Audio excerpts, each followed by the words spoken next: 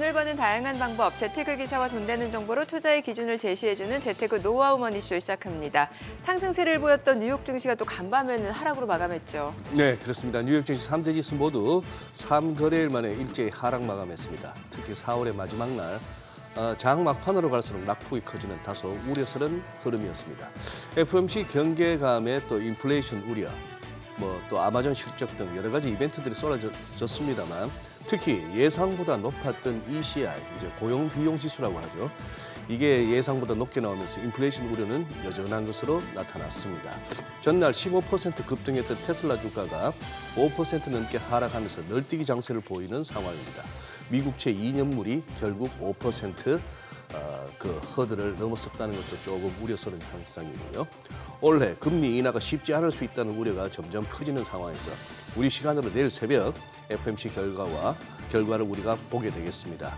우리 증시 어제 조금 아쉬웠습니다. 네, 어제 4월 마지막 거래일이었는데요. 장 초반에는 이제 2,700선을 넘어서면서 기대를 모았던 코스피가 장중 상승 탄력이 둔화되면서 결국에는 2,700선 탈환에는 실패한 상황입니다. 이제 오늘 국내 증시 근로자의 날로 쉬어가고 있는 상황이고요. 본격적인 5월 증시 대응 전략 어떻게 가져가면 좋을지 증시타임에서 확인해 보겠습니다. 5월절 보통 가정의 달이라고 하잖아요. 네, 그렇죠. 1년 중 소비자들이 지갑을 가장 많이 여는 기간이기 때문에 자영업 사장님들의 기대도 그만큼 크다고 합니다. 네, 하지만 또 최근 고물가로 인해 소비자도 또 자영업 사장님들도 대목이 마냥 반갑지만은 않다고 합니다. 물가를 내 마음대로 바꿀 수 없으니 자리라도 잘 잡아야 한다는 생각이에 창업자들 사이에서 점포 입지 개발론이 주목받고 있다고 하는데요. 어떤 내용인지 하우머니에서 자세히 살펴보겠습니다. 네, 지금 보고 계신 머니쇼 유튜브에서도 라이브로 시청 가능하니까 많은 시청 부탁드립니다. 그럼 먼저 빠르게 돌아가는 글로벌 증시 상황부터 정리해 볼까요? 도지은 아나운서 소식 전해주시죠. 굿모닝 마켓입니다. 미 연준의 통화정책회의 결과를 하루 앞두고 시장은 인플레이션이라는 암초에 다시 부딪힙니다. 그간의 데이터를 미루어 보았을 때 연준의 매파적인 입장이 충분히 예상되는데요. 미리 매를 맞은 것인지 걱정이 현실이 될지는 지켜봐야겠습니다. 간밤 3대 지수 일제히 하락으로 마감했습니다. 다우지수가 1.49%, S&P 500이 1.57% 하락했고요. 나스닥은 무려 2%대 하락했습니다. 여기에 더해 중소형주 위주 러셀 2000 지수도 2%대 하락 마감하면서 장중 내내 미끄러지며 4대 지수 모두 하락으로 마감이 됐습니다. 4월의 마지막 거래일 하락으로 마감이 되면서 월간 기준으로도 3대 지수가 모두 하락했습니다. 이로써 지난 5개월간 지속된 월간 상승세가 마감됐습니다. 올해 들어 4월이 가장 최악의 성적표를 기록한 달이 된 건데요. 시총 상위주들도 흐름 보시면 빅7 종목들도 시장에 따라서 일제히 하락세를 보이는 모습이었습니다. 마이크로소프트가 3%대, 애플이 1.8%대 미끄러졌고 엔비디아도 1%대 하락하면서 반도체주 대부분 하락으로 마감이 됐습니다. 구글도 1.9%, 아마존도 3%대 실적 발표 앞두고 정규장에서 하락 마감했습니다.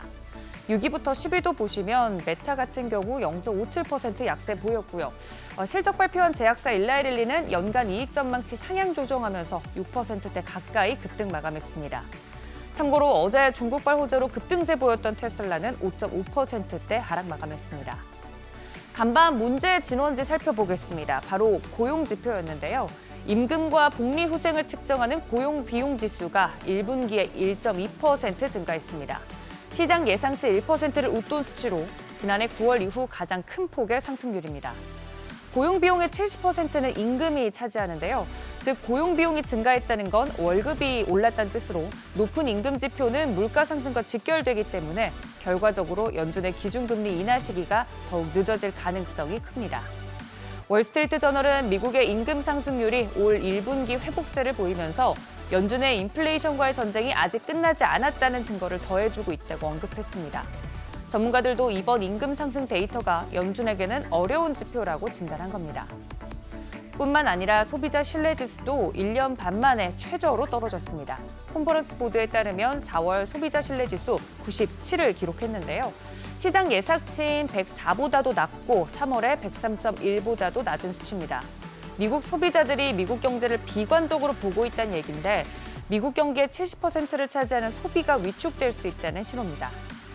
경제 지표들이 이처럼 부정적으로 나오면서 시장의 금리 인하 기대감은 더 후퇴했습니다.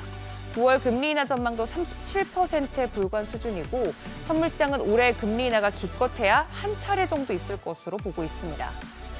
금리 인하에 대한 기대가 낮아지면서 국채 금리도 오름세 보였습니다. 미 국채 10년물 4.6%대, 앞서 소장님이 말씀해 주신 것처럼 2년물은 5%를 돌파했습니다.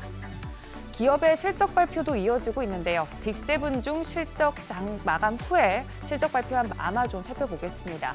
다행히 시장 예상치를 웃도는 1분기 실적 발표하면서 장 마감 이후에는 3%가량 주가가 상승했습니다.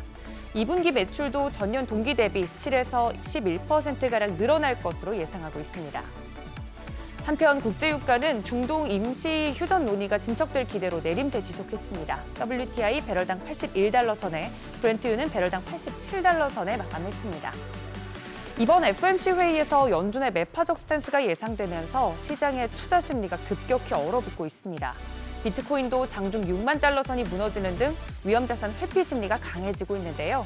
FOMC 회의 결과에 집중해서 보시죠. 굿모닝 마켓이었습니다.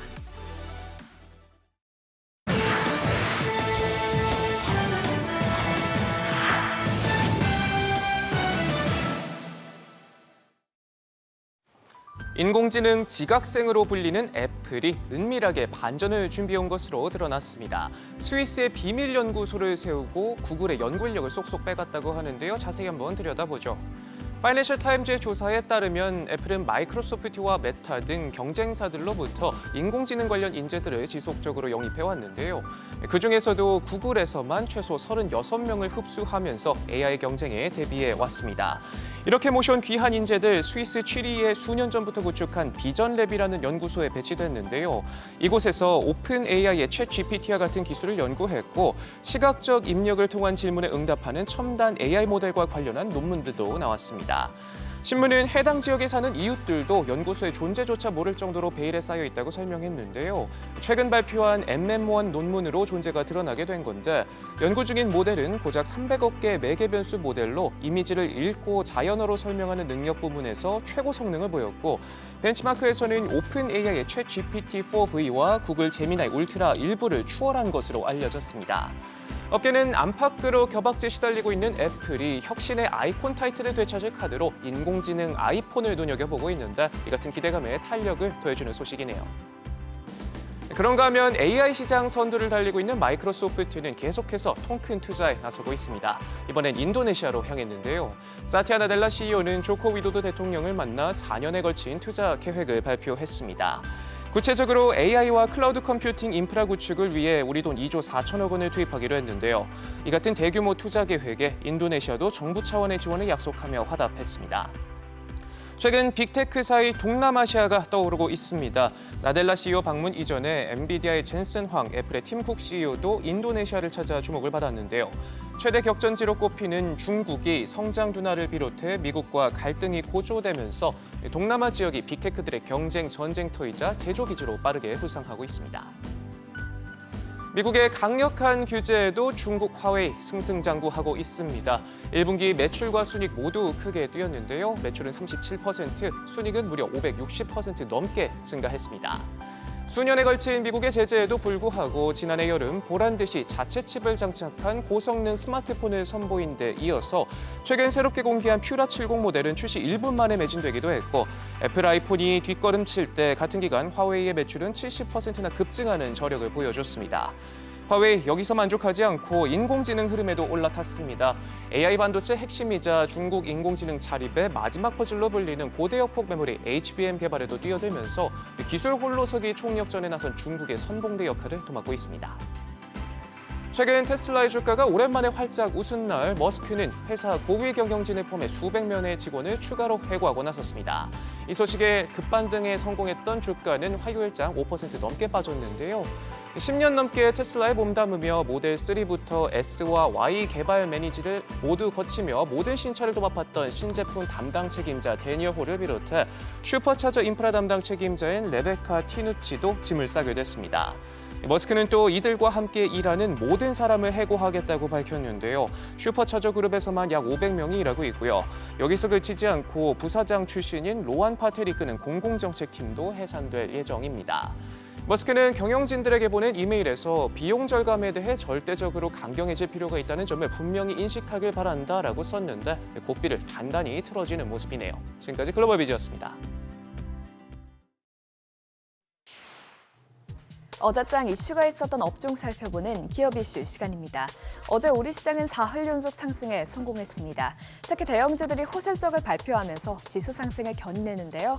어떤 기업들의 이슈가 나왔는지 확인해 보겠습니다. 먼저 어제 삼성전자가 실적 확정치를 공개했죠. 삼성전자는 올해 1분기 영업이익이 6조 6천억 원대를 기록해 지난해 대비 900% 이상 늘어났고요.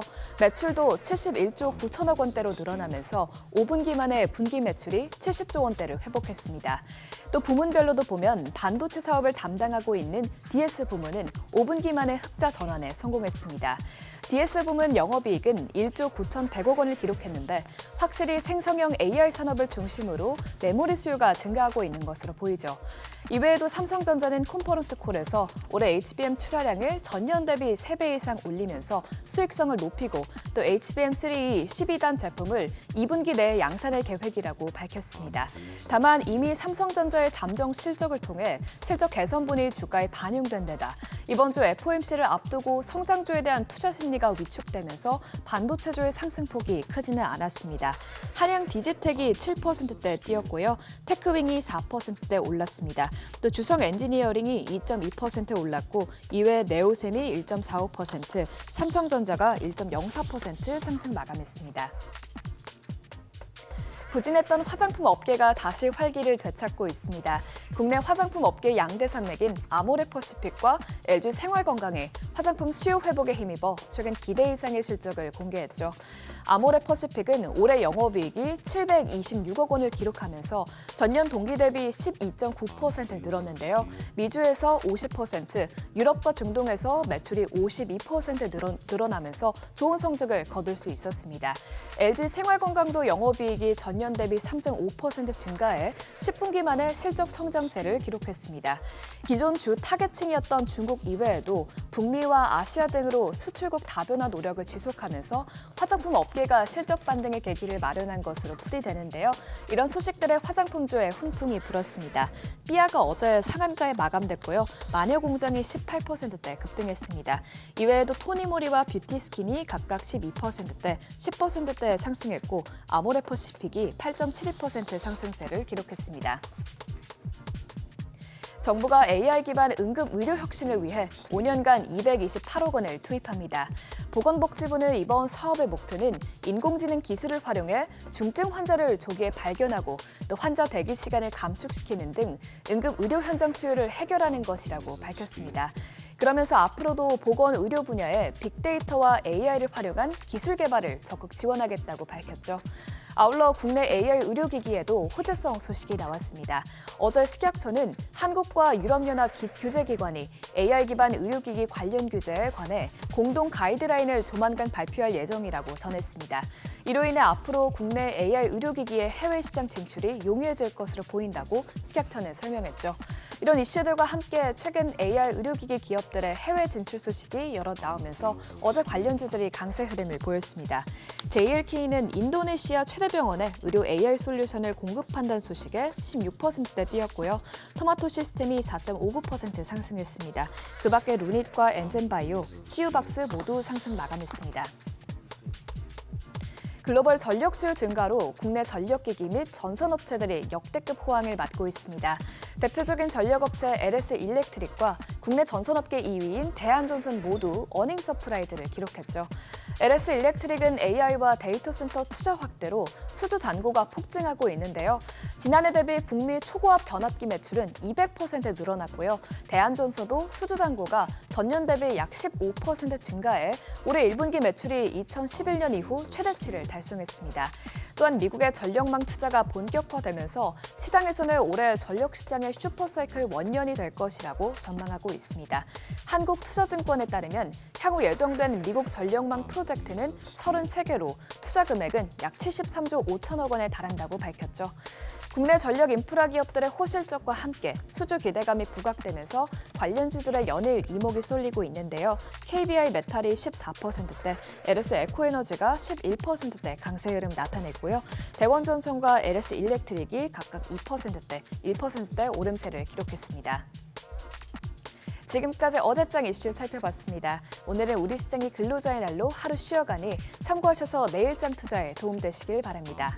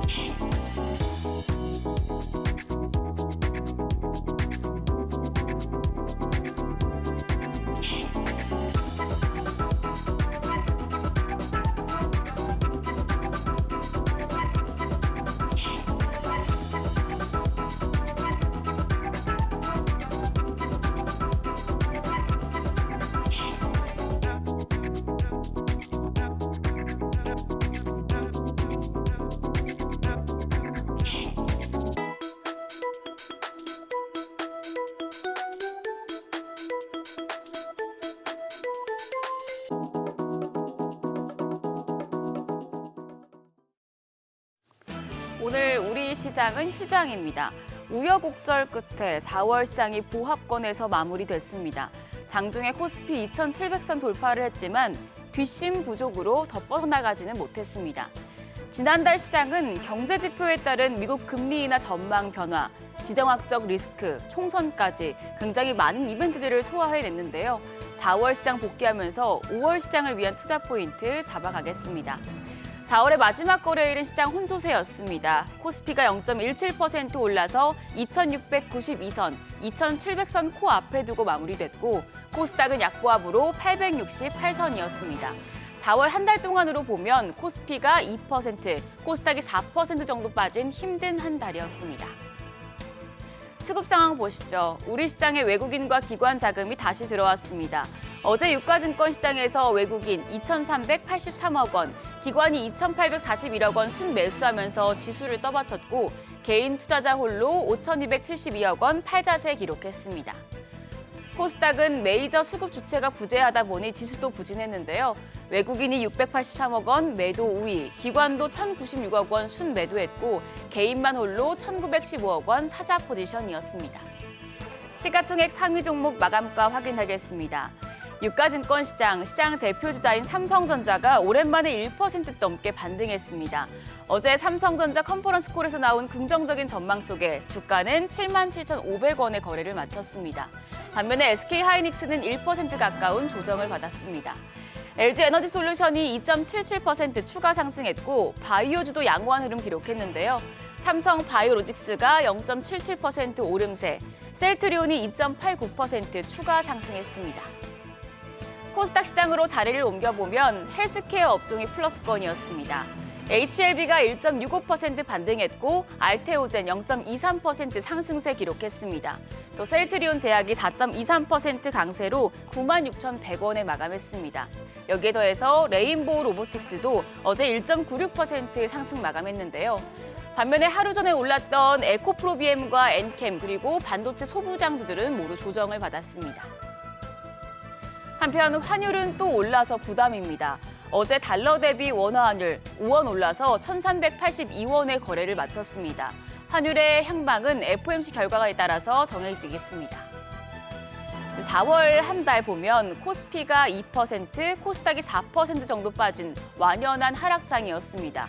5월 시장이 좀 힘을 내줬으면 좋겠는데 보통 셀인 메이, 5월엔 주식을 팔고 떠나라는 격언이 있는 만큼 5월이 역사적으로 약세장으로 평가돼서 투자자들의 불안감은 커지고 있습니다. 하지만 이번 5월은 다를 것이란 증권가의 전망이 나옵니다. 대신증권은 4가지 이유를 들었는데요. 미증시가 추세 상승으로 접어들게 된 데다 연준의 금리 인하 사이클 진입이라는 대의는 변하지 않고 실적 기대감이 어닝 시즌 막바지로 갈수록 강해질 것이며 AI 붐이 이제부터 시작이기 때문인데요. 이렇게 5월이 상승 모멘텀이 있는 상황에서 통계적인 부분도 힘을 보태주고 있습니다. NH투자증권은 4월이 하락한 경우에는 오히려 7월까지 상승 흐름이 전개된다는 분석을 내놨는데요. 올해 5월은 주식을 팔아야 한다는 징크스가 깨질지 주목해 보셔야겠습니다. 그렇다면 이번 달은 어떤 업종이 좋을까요? KB증권은 화장품과 H&B 스토어 그리고 우주항공 섹터를 추천했습니다. 위안화 대비 원화 약세인 환경이 중국인 관광객 유입에 긍정적인 영향을 줘 화장품주가 수혜를 받을 수 있고 또 우주항공 같은 경우에는 5월 전후로 시작될 정부의 정책 본격화 가능성에 영향을 받을 수 있다는 분석입니다. 특히 이익률 개선폭이 점점 커지는 종목으로 화장품에서는 APR과 아모레퍼시픽, 우주항공 섹터에서는 한화 에어로스페이스와 세트레가이, 인텔리안테크에 관심을 가져볼 만하다고 판단했습니다. 연휴가 끝나고 한국 증시가 열릴 시점이면 5월 FOMC 결과도 나올 것이고 또 아마존 같은 미국 대형 기업들의 실적도 나와 있을 타이밍이기 때문에 해당 이벤트들 결과에 예의주시해 보시길 바랍니다. 지금까지 어제장 오늘장이었습니다.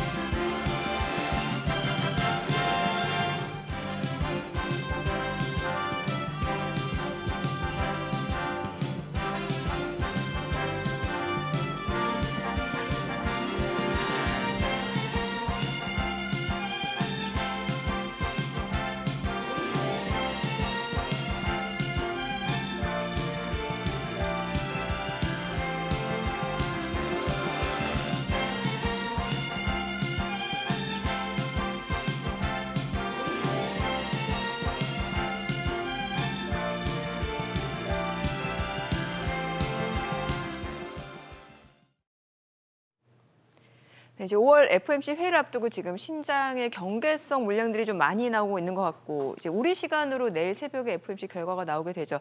이번엔 특히나 이제 점도표가 없기 때문에 제롬 파월 네. 연준 의장 기자회견에서 어떤 내용을 또 얘기해 줄지 이 부분에 대해서 시장 관심이 많이 쏠리는 것 같습니다. 네, 그렇습니다. 지금 뭐 여러 가지 이제 지표들의 흐름이 네. 물가가 여전히 잘 안 잡히고 있는 그런 상황. 그래서 오늘 뭐 이렇게 밤에도 결국 FOMC가 중요해졌는데요. 통상 FOMC 하루 전날은 시장이 관망세를 보이는데 그렇죠. 어제 뉴욕 증시가 또 월말을 맞아서 또 이렇게 변동성이 커진 모습이라서 여느 때보다 또 이렇게 주목받는 FOMC가 되었습니다. 오늘 저희 재테크 노하우 머니쇼에서는 20인의 전문가 설문조사를 통해서 시장 변수로 지목되는 금리 향방과 또 그 이후 증시 방향성까지 한번 전망해보는 시간 마련했습니다. 네, 지금 화면 보시다시피 지금 20인의 전문가 분들이고요. 사실 올해 내내 금리 인하가 어쩌면 한 번도 없을 거라는 전망까지 고개를 들고 있는 상황에서 이 전문가들의 예측이 또 맞을지 비교해 보시면 또 이게 또 하나의 관전 포인트가 아닐까 싶은데요. 네. 가장 먼저 이제 기준금리 인하 시점에 대해서 저희가 질문을 드려봤습니다. 자, 올해 과연 언제 미국 첫 번째 금리 인하가 이뤄지게 될지에 대해서 지금 보시게 되면은 첫 번째 금리 인하 시점에 대해서 지금 9월 달로 예측하신 분들이 11명으로 가장 많았고 이게 이제 비중으로 보게 되면 55%. 네. 예. 그러네요. 기타 지금 의견도 꽤 있어요. 기타 의견이라 하면은 네. 여기에는 금리 결국 인하가 없을 수도 없을 수도 있다는 거죠. 얘기도 나온 것 같던데 말이죠. 예. 네. 그리고 6월 달 금리 인하 시점으로 보신 분은 2명. 10%. 확실히 6월 달 금리 인하 시점을 예측한 분들 비중이 낮고 금리 인하 시점이 많이 좀 지연이 되는 것 같네요. 55%니까요. 네, 그러네요. 연초에 그냥 3월 FOMC에서 전도표에서는 3회 정도, 3번 정도를 갖다가 연준은 시사했는데 네. 연초부터 해서 뭐 6회, 심지어 7회까지 갔던 금리 인하 전망이 많이 이렇게 후퇴했다고 볼 수 있겠습니다. 네. 9월이면 이제 대선 전에 마지막 기회 아닌가 싶을 거고 기타 내용 중에 또 이렇게 우리 월요일 날 출연하시는 송재경 대표 같은 경우는 금리 인하가 없을 수도 있다는 그런 전망까지도 내놓으셨더라고요. 네, 한번 구체적으로 저희가 의견도 좀 네. 보도록 하죠. 자, 다음 내용 보게 되면은 자, 금리 인하 시점에 대해서 여쭤봤고 지금 송현경제연구소 국제경제 부문의 이제 배재수 대표님 같은 경우는 물가 안정 시점이 늦어지고 있고 경기 둔화가 가시화되면서 이제 9월이 인하 시점이 될 것이다라는 의견을 좀 주셨네요. 네. 네. 예. 또 우리가 볼만한 거 있으면 빨리빨리 좀 넘겨주시죠. 네. 자, 다음 질문입니다. 네. 원래 예상 금리 인하 폭에 대해서도 여쭤봤습니다. 네. 여쭤봤는데 대체적으로 50bp, 25bp 기준으로 한 2번 정도가 아닐까 하는 그런 정도의 예상이 75bp는 아예 우리 이번에 전문가 폴에서는 75bp까지는 예상하지 않으시네요. 올해 초만 하더라도 네. 뭐 100bp, 150bp 인하될 것이다라는 전문가들 예측이 네. 많았는데 지금 계속해서 인플레이션 상승세가 둔화되지 않는다라는 지표들이 확인이 되면서 올해 예상 금리 인하폭 자체 규모가 굉장히 축소가 된 상황이죠. 그렇습니다. 50bp가 압도적으로 많습니다. 55%입니다. 네. 네, 구체적인 내용을 좀 보도록 하겠습니다. 지금 앞서 이제 소장님 말씀 주신 네. 김혜전 투자자문의 투자부문 송재경 대표님 같은 경우는 연내 금리 인하 폭에 대해서 25bp 정도를 예상을 했고요. 어쩌면은 금리 인하가 없을 수도 있다라는 의견을 주셨네요. 네.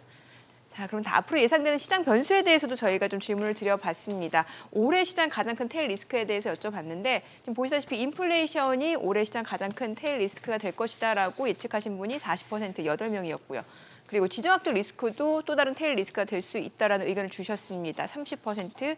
그리고 올해 또 미국 대선도 굉장히 중요한 변수가 되겠죠. 미국 대선에 대해서도 굉장히 우려하는 비중이 크네요. 네네. 조영찬 소장님 같은 경우가 이런 얘기를 하셨어요. 미국 정권 교체 위험과 선거 뒤에 분열 위험, 또 네. 이렇게 물가 압력이 높아서 위험 자산에 대한 투자 회피가 커질 것이다. 아마 조영찬 소장께서 하신 말씀 중에 저 물가 압력 저 부분은 저도 조금 이렇게 조 소장님의 의견에 조금 견해를 더 덧붙이자면은 바이든 대통령이 재선이 되든 트럼프 대통령이 다시 한번 컴백하든 간에 물가는 또 높아질 것 같습니다. 그러니까 물가가 쉽게 잡히지 않을 것이다. 예. 그럼 연준이 결국에 또 목표... 트럼프 대통령 같은 경우 지금 공약 자체도 또 중국에 대한 뭐 이런 관세를 높인다는 거 그런 것이고 심지어 뭐 외신에서 깜짝 놀라는 제목도 제가 봤습니다. 어떤 내용인가요? 금리 결정 우리가 하겠다. 연준이 안 하고. 그랬을 때 트럼프 대통령 같은 성향에 우리가 네. 알기로 금리 인상 쪽으로 하겠습니까? 아. 아마 인하를 하고 뭐 법인세도 감사하고 이런 식으로 가지 않을까 싶은데. 연준 이래저래 입장에서는 우리 운신폭이- 전문가분들 가운데 예. 이렇게 미국 대선을 상당히 의식하고 계신 걸 확인할 수가 있네요. 연준 입장에서 운신폭이 상당히 좀 좁아지는 거네요. 네, 그렇죠. 네. 네. 자, 마지막 질문인데요. 바로 시장 방향성에 대해서 좀 질문을 드려봤는데 자, 그렇다면 5월 FOMC 이후 예상되는 증시 전망은? 이라는 질문을 드렸는데 지금 보수적으로 보시는 분들이 꽤 있으신 것 같습니다. 하락 위험이 좀 커질 것이다. 9명이었고요. 45% 그리고 상승을 또 전망해 주신 분들도 꽤 있으세요. 5명, 25%. 보합, 30%. 보합이라고 뭐 박스권 정도라고 좀 보면 될 것 같습니다. 네, 예, 그러네요. 지금 미래에셋증권의 김석환 연구원 같은 경우에는 연준의 스탠스가 아무래도 비둘기파적인 여기에서 좀 매파로 전환할 것 같다 하는 그런 의견을 주셨고요. 네. 또- 연준의 스탠스가 좀 변화될 예. 수도 있다. 빨리빨리 한번 넘겨봐 주시죠. 저희 이게 마지막이에요. 마지막이에요. 예. 또 놀라운 것은 저 보합이라고 의견 주신 분 가운데 오늘 우리 함께 정시타임 함께 하실 우리 유동원 본부장께서도 보합적으로 손을 드셨습니다. 저는 상승이 아닐까 싶었는데. 네. 원래 이제 좀 집중, 선택과 집중 의견을 예, 주셨으니까 그 그런 내용은 상황인데. 그나마 뭐 이렇게 우리 전문가분들 갖다가 폄하하자는 얘기도 아니고 그런 뜻은 전혀 아닙니다. 우리 전문가분들의 보합 내지는 하락 전망 비중이 크다는 게 차라리 전망대로 잘 안 가는 시장 속성상 오히려 더 마음이 편하다 할까요? 뭔가 예측이 틀릴 수 있다라는 가능성을 열어두면 좋을 수도 있다. 예. 그리고 아까 우리 전문가 폴 첫 번째 화면에서 우리 20인 가운데 예. 10분만 얼굴이 나온 것 같은데 수고하신 우리 전문가분들 얼굴 한번 보고 가시죠. 두 번째 그 그렇죠. 다음 화면에 맞아요. 있습니다. 예. 우리 뭐 이경민 팀장님이나 우리 또 그렇죠. 뭐 정삼인 맞아요. 교수님도 네, 계시고. 정삼인 교수님도 계시고 예. 황세원 박사님까지. 네. 그리고 저희 또 뭐 화요일 목요일 출연자분들도 계시고요. 그러네요. 예. 참 이렇게 적극적으로 또 이렇게 저희 설문에 또 응해주셔서 감사 말씀드립니다. 네. 뭐 지금 증시 방향에 대한 전문가들 의견도 분분한 상황이고 이제 내일 새벽이면 FOMC 결과가 나오고 제롬 파월 연준 의장이 또 기자간담회에서 어떤 내용을 할지 이 부분도 저희가 지켜봐야 되잖아요. 네. 저희가 한번 자리를 돌아가서 구체적인 내용을 좀 더 이어가 보도록 하겠습니다. 그러시죠.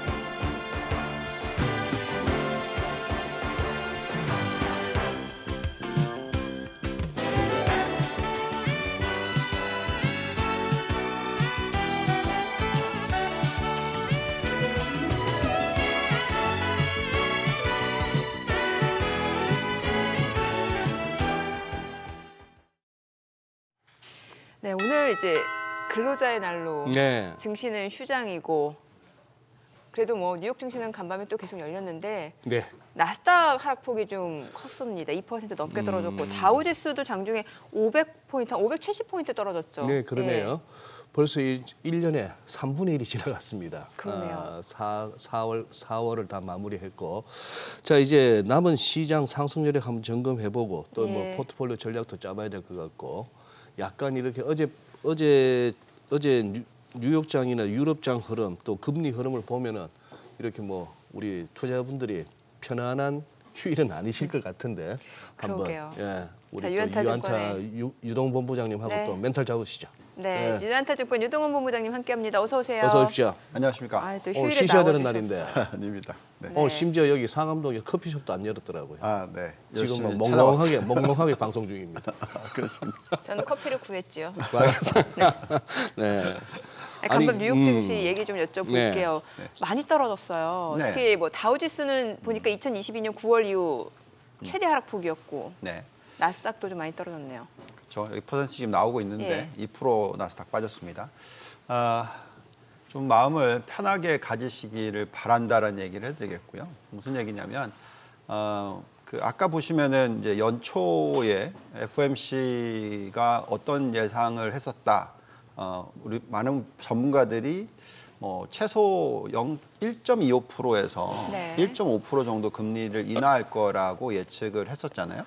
근데 지금 한 3개월이 지나고 나서 이제 결과론적으로는 50bp만 인하한다 이렇게 바뀌어 있죠. 네네. 그 바뀌었던 이유가 뭐냐? 당연하죠. 인플레이션입니다. 그죠? 우리가 그 부분에 있어서 계속해서 말씀을 드려왔었어요. 아무래도 이제 3월 달 숫자가 예상보다 높게 나올 거다. 그러면 한 달은 모르겠죠. 2달 연속으로 높게 나오면 시장이 조정을 받을 수 있다.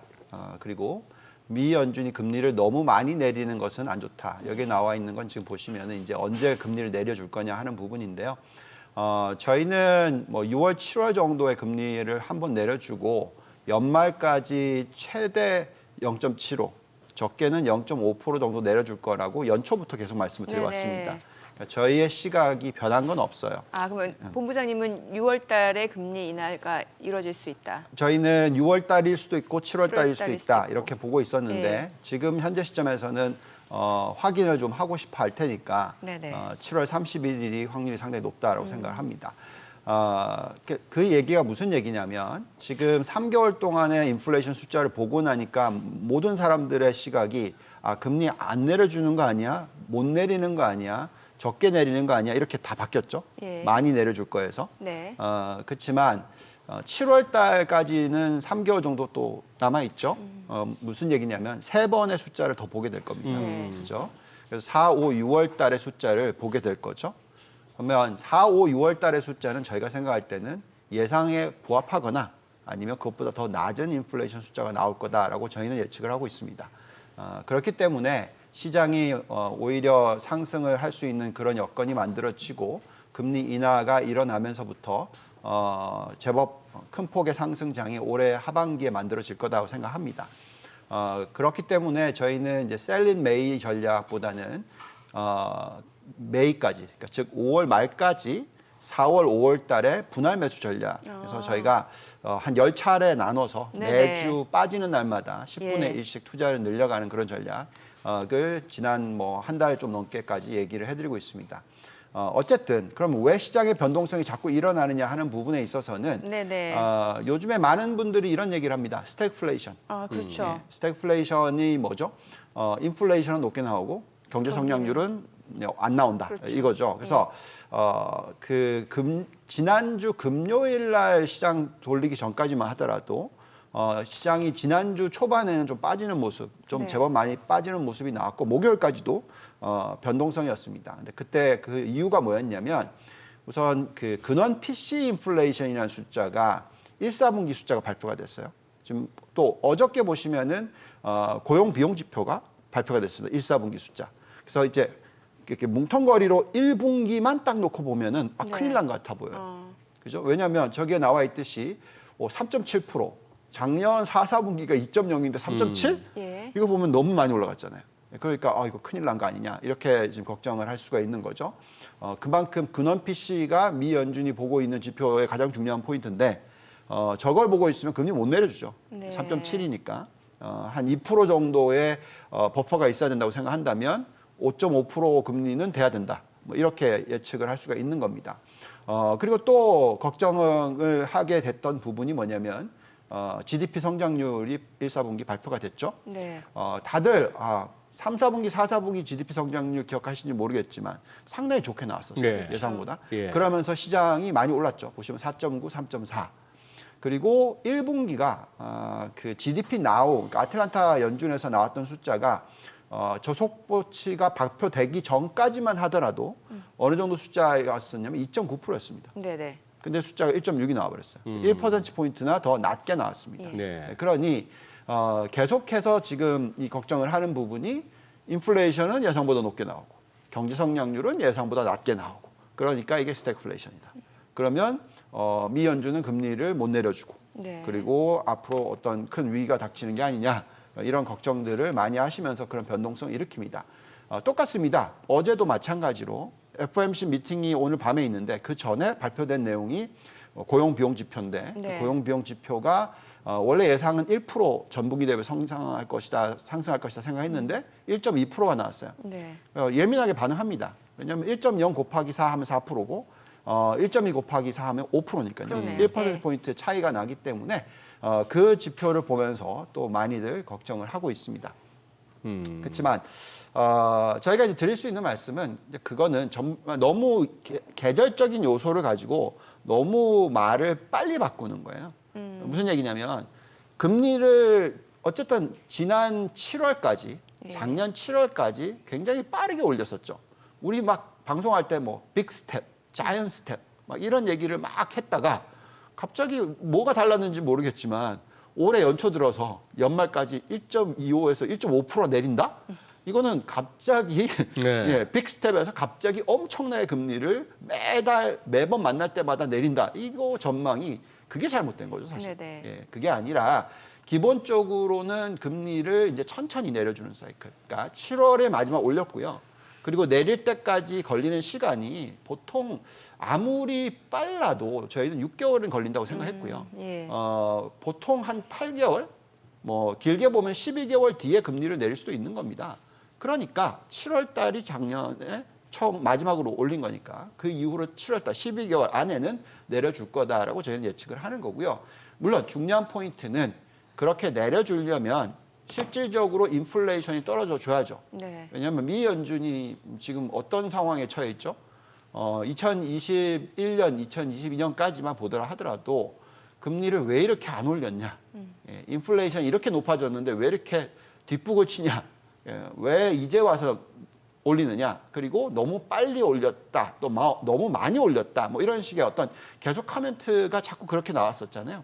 그렇기 때문에 미 연준의 입장에서는 인플레이션이 잡히는 모습이 나오지 않는 한 금리를 내려주는 모습을 보여주면은 별로 좋지가 않겠죠. 예, 이미지에 있어서도. 물론 미 연준은 미리미리 예측을 하고 대응을 해야 되는 기관인 건 맞습니다. 예. 근데 이번에 한번 틀렸었기 때문에 이번에 또 틀리면 안 되잖아요. 그러니까 될 수 있으면은 인플레이션이 잡히는 모습을 보고 내리겠다라는 거죠. 그리고 만약에 내려주기 시작하면 그때부터 빨리 내릴 수도 있는 거죠. 그래서 어쨌든 결국은 우리가 숫자를 확인해야 된다는 겁니다. 근데 금요일 날 그러면 왜 시장이 급반등을 했고 또 지금은 또 왜 빠졌느냐 네네. 잘 생각해 보시면 이제 계속 자꾸 일희일비해요. 그러니까 숫자를 보면서 일희일비합니다. 그러니까 무슨 얘기냐면 금요일 날, 목요일 날은 아까 보여드렸던 PC 인플레이션 1, 4분기 숫자가 네. 발표가 됐고요. 예.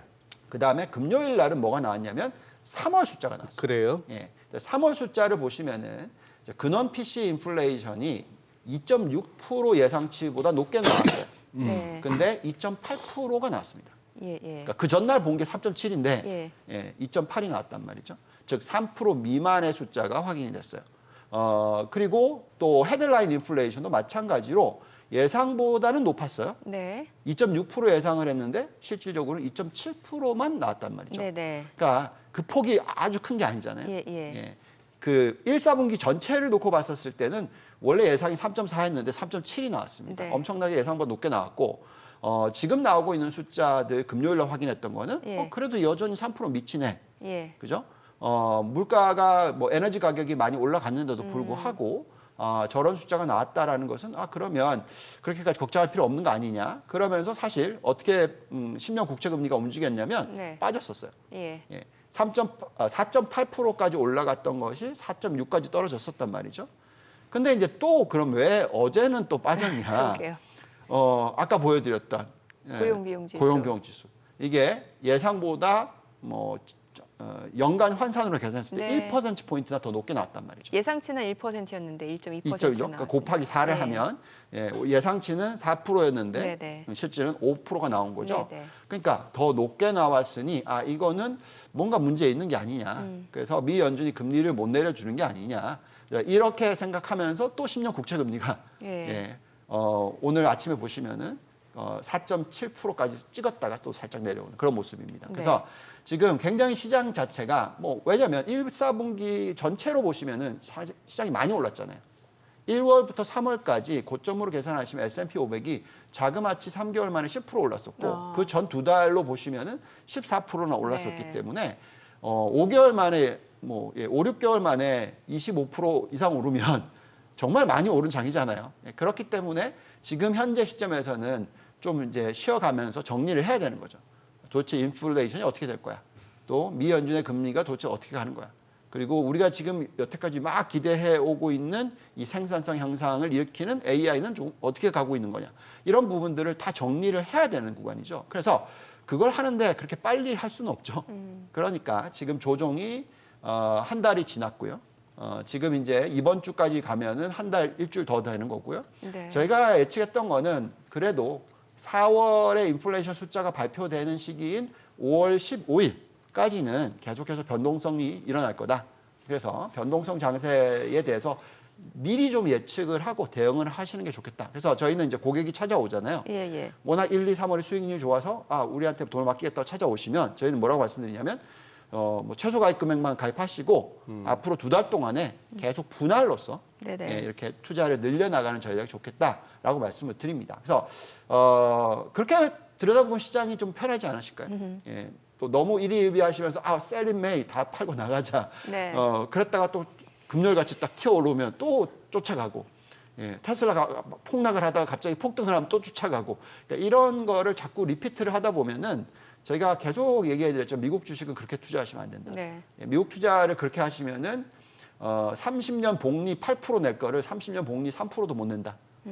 전에 뭐 몇 번 보여주셨던 예. 그림이 생각나네요. 그렇죠. 아. 그래서 미국은 그렇게 보시는 게 좋겠고, 물론 당연히 매일 나오고 있는 지표들, 매주 나오고 있는 지표들을 보면서 확인은 해야 되죠. 근데 그걸 확인을 하면서 전체 큰 그림에 어떤 변화가 있느냐를 확인하는 것이지. 네네. 그걸 가지고 바로 액션에 취하면은 항상 좀 투자하기 어려워지는 그런 환경이 될 것 같습니다. 지금 잠시 한번 확인해 보니까 우리가 뭐 2년물, 10년물 정도만 따지고 있습니다만 미국의 1개월짜리, 만기 1개월짜리, 3개월짜리 트레저리 빌 아주 초단기 금리들이 5.3, 5.4 뭐 이런 데서 그냥 이렇게 개걸음을 치고 있는데 또 미국의 요즘 들어서 제니 옐런 장관의 그 초식이 그거잖아요. 일단 돈 많은 애들 지금 5.3, 5.4 같으면 아주 매력적이지 않니? 그러면은 여기다가 해서 초단기로만 지금 발행을 해가지고 엄청나더라고요. 그러면서 이제 장기 국채는 그래도 5% 밑으로 이렇게 잡아두고 있는데 어젠가요, 그저께인가 저 일본은행도 결국 채권 매입 규모 발표했는데 그대로 유지한다 그러고 이 말은 일본은행발 유동성 공급은 계속될 것 같고 그러니 엔화가 안 잡히는 거죠. 네네. 뭐 개입을 한 해 만에 해도 자꾸 이렇게 155에 밑으로 안 가고 자꾸 160 위로 가려 하는 것 같고 그러다 보니 단기채 공급이 많다 보니 뭐 단기채 금리 결국 2년물도 결국은 5%를 결국 올라서기도 했는데 이래저래 나중에 가서 그 금리 후유증이 어떻게 되건 간에 그건 나중 가서 생각하고 유동성이란 측면에서 볼 것 같으면은 지금 시장에 계속해서 유동성 측면에서는 뭐 쪼들리기보다는 그냥 넉넉하다고 봐도 될까요, 그러면? 네. 지금 이제 미국 시장을 놓고 보면요. 네. 미국이 어떻게 보면 유동성을 흡수를 해주고 있다라는 정도까지 생각할 수 있는 게 뭐냐면 미국이 유동성을 흡수한다? 예, 그러니까 어떤 얘기냐면 양적 뭐 긴축을 하고 있잖아요. 네네. 계속해서. 네. 그리고 지난 4월 달에 예금 증가율을 보시면은 마이너스가 나왔어요. 예, 그만큼 이제 M2 증가율이 아직까지도 마이너스라는 겁니다. M2 증가율이 마이너스다. 네. 그래서 그러니까 결국은 지금 금리가 높게 유지가 되고 있는 이유가 예. 있겠죠. 예. 근데 이제 그것을 하고 있는 이유는 결국 인플레이션 때문입니다. 예, 그렇겠죠. 네, 지금 다른 모든 국가들을 보시면은 물론 인플레이션이 굉장히 높게 나왔던 것도 사실이지만 최근 보시면은 이제 인플레이션 잡히는 모습이 유럽 쪽에서 지금 확인이 되고 있죠. 네. 그리고 또 중국은 어떻죠? 중국은 금리를 그렇게 많이 내렸고 지금 중국의 10년 국채 금리가 얼마인지 아시죠? 2%대입니다. 예, 미연준 대비해서 3%나 차이가 나요. 그렇게 유동성을 풀고 있고 그런 가운데서 지금 중국은 뭘 걱정하고 있냐면 디플레이션 걱정하고 있어요. 네네. 예, 물가가 안 올라갑니다. 예, 그만큼 또 중국은 계속해서 생산을 하면서 물가를 낮추는 영향을 미치는 게 뭐냐면 수출을 하는데 네. 전기차 수출하고 신재생 에너지 수출을 하는데 단가 엄청나게 낮춰서 수출하고 있어요. 어허. 예. 그러니 미국 같은 경우에는 그 수입을 잘 안 하잖아요. 예. 예. 예, 지금 무역 전쟁이 있기 때문에. 네. 그러니까 인플레이션이 좀 덜 떨어지고 있죠. 근데 제가 볼 때는 이게 아마도 AI 발 어떤 그 인플레이션의 영향을 주는 모습들이 나올 수가 있습니다. 지금 3월 달에 아까 고용 비용 지표가 1.2% 네네. 성장을 했기 때문에 이게 굉장히 인플레이션 자극한다라고 생각하고 계시잖아요. 네. 근데 지금 대형 기술주들이 어떤 모습을 보여주고 있죠? 사람 잘라요. 감원을 계속해서 안 그래도 하려는 뭐 거죠. 어제도 또 테슬라 추가적으로 뭐 그렇죠. 슈퍼차저 쪽에 한 500명 예, 가분한다고. 맞죠? 네. 그리고 테슬라의 CEO는 뭐라고 계속 얘기하냐? 비용에 대해서 계속 그 얘기를 하고 있어요. 그렇기 때문에 지금 제가 볼 때는 미국의 생산성 지표가 이제 내일이면 발표가 됩니다. 5월 2일 날 발표가 됩니다. 네. 오늘 FOMC 보고 예. 네, 이제 5월 2일 날 발표가 돼요. 그 발표 내용을 보게 되면 미국 인플레이션 올라갈 이유가 없겠구나. 이렇게 또 바뀔 겁니다. 제가 생각할 때는. 지금은 고용 시장이 너무 핫해서 고용 비용이 너무 많이 늘고 있어서 그래서 소비가 너무너무 셀 거고 이게 인플레이션을 수요가 너무너무 강하기 때문에 인플레이션을 자극하고 있다. 이렇게 해석을 하고 있겠지만 저희가 판단하고 저희가 분석하는 부분으로 보면은 제가 볼 때는 생산성이 계속 좋아지고 있고요. AI가 도입이 가속화되고 있다라고 판단이 들고요. 지금 뭐 아마존의 실적 발표됐죠. 그리고 대부분의 빅테크의 실적이 발표가 되면서 이 회사들이 얘기하고 있는 것은 더욱더 AI에 투자를 한답니다. 안 한다가 아니에요. 네. 더 많이 가속화하고 아까 보니까 애플이었나요? 네네. 제가 국가별로 쭉 돌려보는데 스위스가 좋게 나오네 그랬었거든요. 스위스? 네. 근데 아까 보니까 네. AI 센터가 스위스에 있다면서요. 뭐 anyway 좀 약간 농담 반 진담 반입니다만 예. 어쨌든 저희가 생각할 때는 이미 이 AI라는 것은 이건 그냥 급물살 탔습니다. 네네. 여기에 대한 투자를 멈출 수가 없어요. 예, 그래서 계속해서 이게 가속화되면 될수록 어떻게 되냐면 처음에는요 비용 절감 효과가 나옵니다. 그리고 나중에는 신규 매출 효과가 나옵니다. 생산성이 증대가 되다 보니까. 예. 예, 그래서 결국은 제가 볼 때는 인플레이션이 떨어지는 효과를 가지고 올 거다. 네. 예, 그래서 지금은 이거 정말 골치 아프네, 너무너무 인플레이션이 높네, 뭐 이렇게 생각을 하시겠지만 지금 에너지 쪽에 있어서 예. AI가 굉장히 공급을 많이, 그러니까 AI가 많이 확산이 되면 될수록 전력 소비량이 많이 늘어난다고 얘기를 하죠. 네. 전력 소비량이 많이 늘어난다고 하니까 막 전선주라든지 전력 관련주들이 막 올라가고 그러면서 또 유가도 영향을 받았단 말이죠. 전력을 생산하려면 뭔가 에너지원이 있어야 되는데 네. 그게 화석 연료로 하는 거 아니냐 이렇게 생각할 수도 있잖아요. 근데 지금 보면은 모든 이런 이 AI 관련된 투자를 하는 기업들은 어디에 투자를 하고 있냐면 신재생 에너지에 투자를 하고 있죠. 예, 가장 대표적으로. 그래서 저희가 생각할 때는 지금 에너지의 효율성도 엄청나게 빠르게 올라가고 있다. 네. 예, 그렇다면 저희가 생각하기에는 지금 앞으로 인플레이션을 자극할 만한 요소들이 그렇게 많지 않다. 네. 예, 그래서 그렇다면은 앞으로 나오는 숫자, 그러니까 4월, 5월, 6월 숫자를 확인할 때쯤 되면 또 말이 다 바뀔 거예요. 금리 내려줘야죠. 예, 뭐 예. 왜 저렇게 높게 유지하냐요. 이렇게 됩니다. 그러면은 어떻게 되냐면 달러가 계속 강세로 가고 있잖아요. 네네. 왜냐하면 지금 다른 나라 국가들은 금리가 훨씬 더 낮은 상황이고 유동성 풀고 있는데 미국만 안 풀고 있으니 금리가 계속 미국은 높으니 달러가 강세고 이런 현상이 자꾸 일어나는데 미국도 금리를 내려줄 거네. 미국의 인플레이션도 이제 잡혔네. 뭐 이런 식의 의견이 앞으로 3개월 동안 나오게 되면 7월부터는 금리를 내려주는 모습이 나온다란 말이죠. 그래서 그렇게 된다고 한다면 저희는 이렇게 지금 변동성이 일어나고 있고 이렇게 헷갈릴 수 있는 이 타이밍이 네. 정말 좋은 기회죠. 만약에 우리가 자꾸 뉴스를 보고 있고 회사들이 뭘 하고 있는지를 보고 있는데 네. AI를 안 해요. 이건 앞으로 한참 멀었다. 우리 투자하면 안 된다. 이런 얘기가 나오고 있는 건 하나도 없잖아요. 예. 그건 전혀 아니죠. 정반대죠.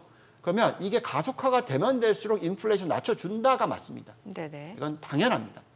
옛날에 인플레이션을 인터넷이 가속화되면 될수록 낮춰주는 효과를 자그마치 5년, 6년 가지고 왔어요. 그래서 AI가 확산되면 될수록 인플레이션을 낮춰주는 효과를 저희는 생각할 때 아무리 못해도 3년 간다. 예. 그게 가시화되기 시작한 게 작년 3, 4분기부터 투자가 많이 들어가기 시작했단 말이죠. 네. 이제 겨우 3분기밖에 안 지났어요. 그래서 제가 볼 때는 앞으로 이 생산성 향상에 대한 기대를 가지시는 게 맞고요. 물론 계절적인 요소 때문에 2월, 3월에 인플레이션 숫자가 예상보다 높게 나왔기 때문에 지금 시각이 완전히 이제 반대로 갔는데 다시 되돌아오면서 물론 너무 많이 금리를 내려줄 필요도 없습니다. 왜냐하면 생산성이 높아진다는 것은 GDP 성장률이 높을 거라는 거예요. 지금 그 아틀란타 연은의 GDP 나우 추정치 예측 나오고 있는 거 네네. 보시면은 많이들 아까 스태그플레이션 걱정 많이 하셨잖아요. 예. 스태그플레이션이라고 하는 거는 인플레이션은 높은데 성장률이 침체라는 겁니다. 그죠? 근데 지금 보면 1, 4분기 예상치보다 안 좋게 나왔지만 2, 4분기에 대한 성장률은 어떻게 지금 나오고 있냐면 올라갈 거다. 네. 또다시. 지금 아틀란타 연은 나우의 2분기 추정치는요. 3.9%가 나왔어요. 그건 너무나 높은 숫자고 저건 또 조정이 되겠죠. 이 숫자가 이제 앞으로 바뀌겠지만 어쨌든 간에 1, 4분기보다 높아질 것 같습니다. 네. 예, 그리고 GDP 나우뿐만이 아니라 저희가 좀 더 신뢰하는 지표인 그 뉴욕 연준이 발표하고 있는 나우캐스트라는 게 있어요. 예, 요 숫자 한번 보시면은 훅 떨어졌다가 올라가죠. 예. 훅 떨어진 게 1분기고요. 훅 올라가는 게 2분기입니다. 그래서 이게 무슨 얘기를 해드리는 거냐면 1분기가 예상보다 낮게 나오지만 2분기는 예상보다 높게 나올 확률이 더 높다. 그래서 스태그플레이션의 지금 상황이 아니라 예.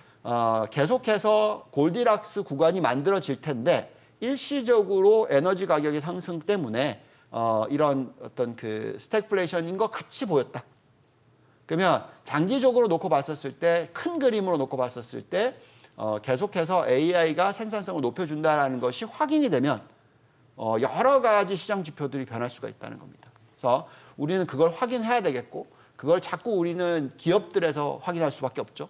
예, 그렇기 때문에 저희가 빅테크 기업 봐야 되는 것이고 계속해서 지금 선택과 집중이 중요하다고 얘기를 해드리는 거고 그런 상황입니다. 만약에 생산성이 좁아지는 부분이 비용 절감 부분이 아니라 신규 매출이 막 일어나는 거라고 치면요. 네. 그거는 인플레이션이에요. 비용 절감 없이 매출만 늘어날 때는 인플레이션을 가속화시킬 수 있다. AI가 예. 들어왔는데 비용 절감을 안 일으키는데 엄청나게 모든 사람들이 다 AI를 쓰고 싶어 해요. 그러면서 엄청나게 소비가 이쪽에 관련돼서 막 생깁니다. 그게 엣지 디바이스에서 애플리케이션에서 막 생긴다. 이건 인플레이션 자극합니다. 네. 그게 닷컴 버블이 일어났던 딱 요소예요. 엄청나게 비용 절감을 일으키다가 1999년, 2000년도에 엄청나게 매출이 막 늘어나는 부분들이 나왔는데 그게 결론적으로는 이익과 연결이 안 됐습니다. 네네. 예, 그러면서 인플레이션이 크게 높아졌고 인건비가 엄청나게 많이 늘었어요. 99년, 2000년도에. 예, 그러면서 생산성 지표가 훅 떨어집니다. 네. 예, 2000년 1분기, 2분기부터.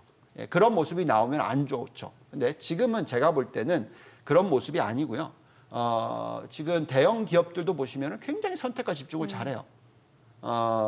뭐 인원을 자르면서 어디에 투자를 하고 또 뭐 예를 들어서 빅테크 말고 어떤 기업들이 IT에 투자를 하는데 네. 전체 데이터 센터의 투자는 똑같이 하고 그렇지만 그 안에서 AI 서버 쪽은 왕창 늘리고 이런 식입니다. 그래서 굉장히 선택과 집중을 잘하는 어떤 미국 기업들의 모습이라서 예. 저희는 이게 뭐 무작정 이 비용을 늘려주면서 엄청난 인플레이션을 자극하는 요소가 되면서 큰일 났다. 이거는 아니라 생각하고 있고요. 그렇기 때문에 이런 효율을 높여주는 기업에 대해서 투자를 해야 된다. 그렇기 때문에 어떻게 보면 테슬라의 주가가 물론 그 단가를 워낙 많이 낮추다 보니까 중국산들이 네네. 주가의 하락이 왔지만 어쨌든 테슬라는 그 생산성을 높이는 거에 가장 선두의 기업인 거죠. 그렇다 보니까 변동성은 심할 수 있지만 이제는 관심을 가져볼 필요가 있는 그런 시기가 되는 거죠. 그래서 계속 말씀을 드립니다만 여러 가지 숫자들을 계속 확인하게 될 겁니다. 네네. 근데 그 숫자를 잘 해석하시고 항상 좀 선행하는 투자 전략을 펴시면 네. 좋은 결과가 나오지 않을까 이런 생각을 가지고 있습니다. 그러니까 사실 시장에서는 이제 물가는 안 잡히고 경기는 둔화되는 스태그플레이션을 좀 우려했었던 것 같은데 지금 본부장님이 갖고 온 자료를 토대로 봤을 때는 이제 물가 상승세 둔화되는 것도 어느 정도 좀 시간이 지나면서 확인이 될 거고 경기는 여전히 견조하다 이렇게 말씀을 주신 것 같은데 그렇죠. 그러면은 연준의 금리 인하 시점 앞서 한 네. 6월, 7월 얘기 주셨고 네. 그 전망에 대해서도 좀 얘기를 네, 들어볼게요. 한번 정리를 예, 해보시죠. 예. 저희는 사실 미 연준이 제대로 하고 있다면 네. 6월 달에 내려줘도 된다고 생각합니다. 네. 무슨 얘기냐면 지금 그 2월, 3월 숫자가 확인이 잘 안 되고 있잖아요. 네네. 그렇기 때문에 기다렸다가 나중에 한참 뒤에 한다. 사실 그렇게 실수를 한 게 금리를 너무 늦게 내렸죠. 늦게 올렸죠. 예.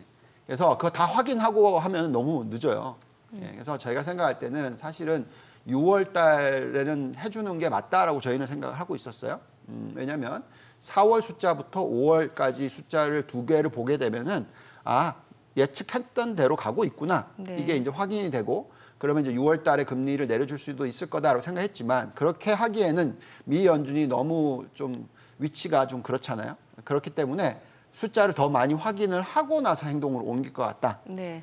그래서 4월 숫자 보고 5월 숫자 보고 6월 숫자를 보면 그러니까 6월 숫자가 아마 7월 중순쯤 나올 거 아니겠습니까? 그렇죠? 예, 그러니까 그럼 7월 31일에는 내려줄 거다. 이게 이제 저희의 지금 예측인 거고요. 그렇게 내리고 나면은 연말까지 저희가 어떻게 생각하고 있냐면 0.5에서 많이 내려주면 0.75 정도. 그리고 네. 또 이런 속도로 내년에도 똑같이. 그래서 0.5에서 0.75. 그러면 2년 동안에 얼마죠? 1%에서 1.5% 정도. 그렇죠. 예. 그 정도만 내려주고 더 이상 안 내려줘도 됩니다. 왜 그렇게 생각을 하냐면 지금 5.5잖아요. 예. 그러면 1.5% 내리면 4%입니다. 그렇죠. 그러면 장기 금리가 뭐 4% 정도, 요 정도 수준으로 유지가 된다라는 건데 지금 뭐 보시면은 4.7%잖아요. 그래서 그것도 떨어져 줄 거라는 거고요. 지금 현재의 미국의 이 가계 펀드멘탈과 기업의 펀드멘탈을 놓고 봤었을 때는 3.5에서 4% 정도의 금리는 감당 가능합니다. 아, 예. 근데 이제 미 연준이 아닌 정부의 입장에서는 네네. 이 금리가 4%대 이상이면 부담스러워요. 왜? 재정 적자가 너무 큽니다. 계속 지금 5%대 발행을 하고 있잖아요. 예, 그렇죠. 예, 그렇기 때문에 그 부분을 감안했었을 때 정부가 가장 지금 힘들거든요. 왜냐하면 가장 정부가 부채 비율이 높아요. 네네. 예, 기업도 가계도 부채 비율이 안 높은데 정부가 가장 부채 비율이 높고 거기에 금리가 높으면 높을수록 그만큼 재정 적자가 나오는 것이고 펀드멘탈이 안 좋아지는 거잖아요. 그래서 기축 통화에 대한 어떤 리스크가 생길 수가 있기 때문에 저희는 미 연준이 이제 인플레이션만 잡혔다라고 하면 빠르게 4%대까지 금리를 내려줄 거다. 그게 이제 앞으로 2년에 거쳐서 해줄 거다라고 저희는 생각하고 있고요. 그것도 빠른 겁니다, 사실. 느린 게 아니에요. 네네. 많은 분들이 옛날에 하도 이렇게 막 금리를 내린 걸 경험하셔가지고 코로나 때문에 예, 제가 볼 때는 2년 동안에 1.5%나 금리를 내려준다. 이거 굉장히 좋은 모습이죠. 우리 옛날에 항상 그런 거 많이 경험했잖아요. 예, 금리를 많이 올리더라도 뭐 1% 올리고 떨어뜨려도 많이 떨어뜨려야 1% 떨어뜨리고 이런 사이클로 갔는데 지금은 막 너무 요구하는 게 많아요. 막 올리는 거 5% 올리려고 되고 막. 예, 그래서 뭐 제가 볼 때는 한 2년 동안에 1.0에서 1.5% 정도의 금리를 내려준다. 네. 예, 그래서 거기에 맞춘 스케줄 정도. 그래서 만약에 이제 7월에 한번 내려주면 그다음에 뭐 한 몇 달 지나고 나서 뭐 11월에 한번 더 내려준다든지 그리고 뭐 12월에 한번 더 내려줄 수도 있고 안 내려줄 수도 있고 그리고 나서 또 내년에 넘어가서 이제 또 보시면서 점도표 보시면서 이제 판단하시면 될 것 같습니다. 근데 어쨌든 중요한 포인트는 금리를 안 올린다가 맞아요. 금리 인상은 예, 없다. 금리가 올라갈 거다, 그러니까 금리를 올릴 거다라는 두려움 때문에 지금 시장이 빠지는 거예요. 예, 예. 예, 금리를 내려준다라는 시각만 계속 유지가 된다면 이렇게 안 빠집니다. 네. 예, 그게 다시 돌아오면 또 시장이 올라가는 거죠. 왜냐하면 저희가 펀드멘탈을 분석해 봤을 때 지금 현재의 금리인 4.7%를 집어넣고 적절한 S&P 500을 연말이 얼마인지를 계산해 보면 5,100포인트가 조금 안 돼요. 그럼 지금 딱 지수에 왔다 갔다 합니다. 네네. 예, 그래서 아까 보합 쪽에다 던지셨구나. 네. 근데 저희는 연말까지는 예. 예, 이제 금리가 아까도 말씀드렸지만 4%대까지는 떨어져 줄 거다. 그 금리를 하시면 정책금 기준금 신년 구축 그냥 시장금리. 시장금리. 시장금리. 네. 지금 이제 우리 유번 부장께서는 지금 어떻게 보면은 JP 모건의 제이미 다이먼하고도 싸우고 계시고 네. 레리 서머스하고도 이렇게 대립각을 세우고 계시는 와중에 네. 뭐 다이먼 같은 경우는 6% 7% 하다가 이제 8%까지도 제시한 거 아니에요. 네. 그렇게까지 시장 금리가 갈 수 있다 했고 지금 이제 레리 서머스 서머스 같은 경우도 지금 이거 뭐 인플레이션 장난 아니다 하는 거 중립 금리가 한 4%까지 왔을지도 모른다 이런 얘기인데 자 지금 이제 FOMC 앞두고 혹시나 싶어서 닉 티밀하우스 한번 검색해 봤더니만 두 개가 있네요. 지금 먼저 올라온 기사가 폭스 비즈니스하고 인터뷰를 했는데 네. 제목이 그래요. Fed rate cuts are on pause. 그리고 연준의 금리 인하는 좀 멈추는데 이렇게 강조하는 표정 강조하는 이렇게 다운표까지 해가지고 indefinitely 무기한 레이트 금리 인하는 좀 무기한 연기된다 이런 얘기를 하고 그러고 있다가 이제 자기가 닉 티밀하우스가 월스트저널에 기사를 썼네요. 연준이 Fed to signal 아마 신호를 줄 것 같은데 it has stomach 배가 지금 복통이 있답니다. To keep rates high for longer. 또 이 얘기가 나오네요. high for longer. 자, 저희가 정리를 좀 해볼게요. 네. 자, 우선 제이미 다이먼의 생각. 이제 다이먼 아니, 생각을 제가 도전격파 들어가셨다. 이제. 들어가서 네. 이제 제가 네. 대충 생각을 해보면, 네. 자 이제 8%라고 얘기하는 거를 저희가 이제 추론을 해봤어요. 네. 그러니까 저희가 분석을 좀 해보면 자, 미국의 연준이나 미국 정부가 어떻게 되느냐 부분에 있어서는 뭐 그거는 이제 기축통화가 잃느냐 못 잃느냐 하는 부분에 있어서는 좀 다른 거로 생각하고요. 네. 제이미 다이먼은 미국의 가장 큰 은행을 운용을 하고 있죠. 네네. 그리고 그 은행이 가장 많은 대출을 해주고 있을 거란 말이죠. 예. 가장 많은 예금을 받고 있죠. 그러니까 미국 국민의 예금의 15%를 들고 있어요. 그러면 자, 금리는 사실 미국은요, 예금을 금리를 그렇게 많이 안 줍니다. 그러니까 뭐냐면 그러니까 디맨드 디파짓이라고 하죠. 그래서 그냥 이자 없는 금리가 네네. 상당히 크고요. 네. 그리고 이제 뭐 적금 이런 개념이 별로 그렇게 많지가 않죠. 네, 그래서 그러면 대출이 금리가 높을수록 수익이 많이 나죠. 자, 근데 이제 잘 생각해 보시면 대출 금리가 무작정 높으면은 기업들이 망하거나 개인들이 망하잖아요. 과거에 이제 2007년, 8년 기억해 보시면. 예. 그러니까 금리가 무작정 높으면 안 되겠죠. 예. 근데 제가 생각할 때는 미국의 지금 미국의 개인과 미국의 기업들은요, 7, 8%의 금리도 감당합니다. 감당한다. 그 정도로 펀드멘털 튼튼해요. 그러면 대출해주는 사람의 입장에서는 어떻게든 금리가 높은 게 좋습니다. 그렇죠. 왜냐하면 지금 보시면 은행권의 실적들이 네. 좋지가 않아요. 네. 은행들의 실적이 글로리어스, 굉장히 화려했던 시대가 2006년, 2007년 이때예요. 그때 은행권의 이익이 얼마였냐면 S&P 500 이익의 29%였습니다. 그게 다 금융권이었어요. 예. 마진이 거의 3점 몇 프로를 예. 땡길 때였어요. 그러니까 제가 말씀을 드리는 거는 그렇게 가는 거에 대해서 얼마든지 얘기할 수가 있다라는 거죠. 근데 레이 서머스가 얘기하는 걸 보면은 4%라고 얘기를 하죠. 네. 자, 저는 거기에는 동의할 수도 있을 것 같아요. 저는 3.5%라고 생각합니다. 중립금리? 예. 옛날처럼 2% 전혀 아니에요. 그럴 수가 없어요. 왜냐하면 네. AI가 지금 들어오고 있고 이 AI가 생산성을 높여준다라는 것은 미국의 GDP 성장률을 연 2%포인트씩 높여줄 거다. 네. 그럼 무조건 2% 넣어줘야 돼요. 그래서 지금 만약에 옛날에 1.5%, 2%가 중립금리였다고 생각하면 여기에다 2% 더해줘야 된다고요. 그래서 3.5%, 4%가 맞다라는 거죠. 그래서 그게 higher for longer, 예. forever, 영원히 말이 된다라는 얘기입니다. 왜냐하면 생산성이 계속 그렇게 높아지고 있다면 그 정도의 금리 3.5%, 4% 유지할 수 있는 게 된다라는 거죠. 네. 예. 그 얘기를 계속 제가 해드리는 거예요. 그래서 자꾸 금리에 대해서 너무 낮아질 거라고 예측을 하고 여기에 전략을 짜서 너무 투자를 하시면 안 된다. 그렇기 때문에 30년짜리 TMF 제발 투자하지 마시라. 네. 30년짜리 미국 국채를 3배 레버리지를 걸어서 투자하시는 건 진짜 큰일 난다. 그것만큼은 하지 마라. 자꾸 그 얘기 해드리는 거예요. 네. 근데 자꾸 금리가 그렇게 빨리 많이 휙휙휙휙 움직일 거라고 자꾸 예측을 하세요. 그거 하지 마시라는 거죠. 예. 옛날에 너무, 그러니까 왜 그런 현상이 일어났냐면 코로나가 터졌으니까. 네. 전쟁이 터졌는데 당연히 금리 확 내려졌다가 확 올렸다가 이게 일어나지만 그게 이제 지났어요. 예. 이제는 AI가 들어오고 있고 앞으로 엄청난 변화가 생기는 이런 혁신이 예. 꾸준히 일어나는 해가 나온단 말이죠. 예. 그러면 금리는 그렇게 많이 안 변해요. 네. 그렇기 때문에 자꾸 금리에 베팅을 하지 마시라는 거예요. 아, 전략을 세울 때 금리는 이렇게 될 거야. 그러니까 난 여기에 맞춰서 여기에 투자할게. 이렇게 자꾸 가시다가는 자꾸 수익률을 잃을 수가 있습니다. 예. 그게 아니라 지금은 우리가 생각해야 되는 게 뭐냐. 혁신이 들어오고 있다. 네네. AI라는 게 너무나 중요하다.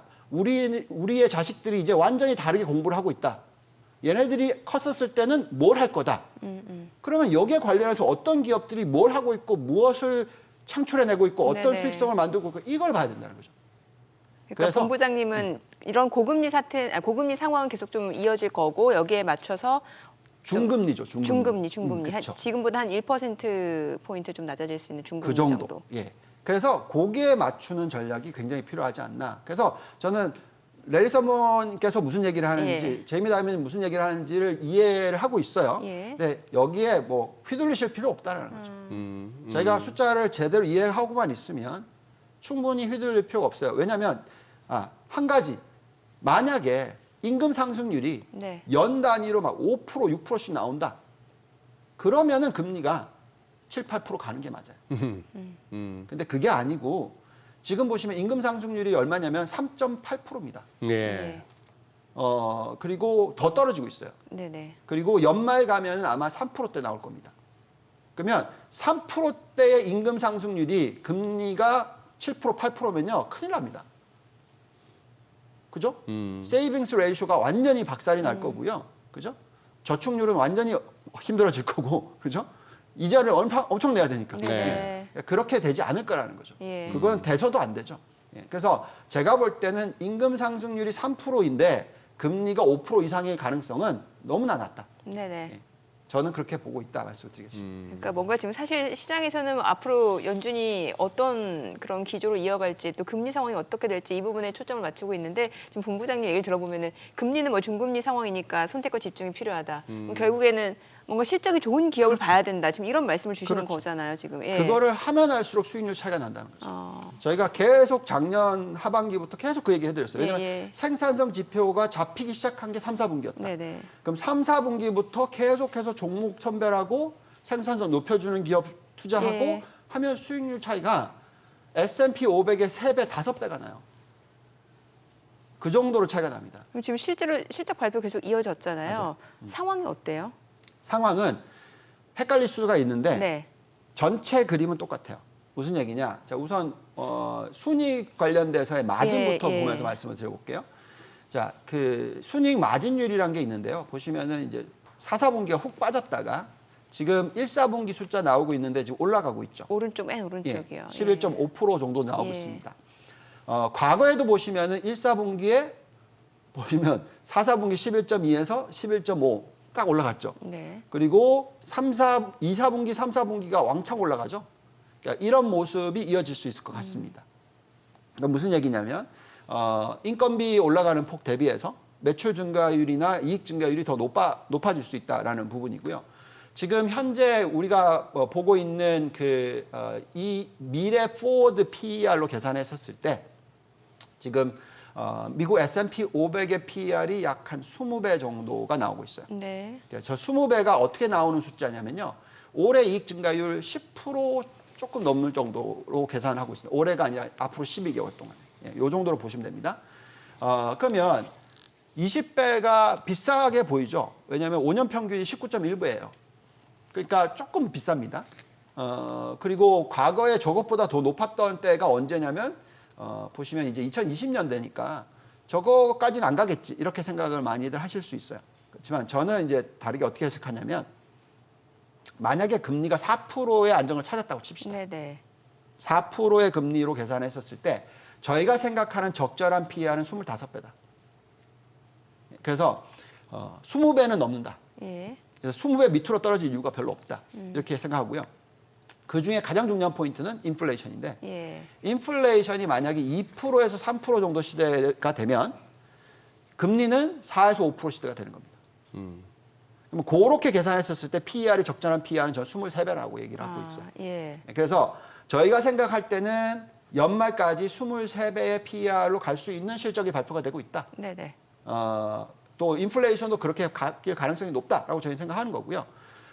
그렇기 때문에 S&P 500 기준 전체적으로 놓고 보더라도 지금 지수 대비해서 연말 아니면 1년 뒤에 15% 정도 상승할 수가 있다.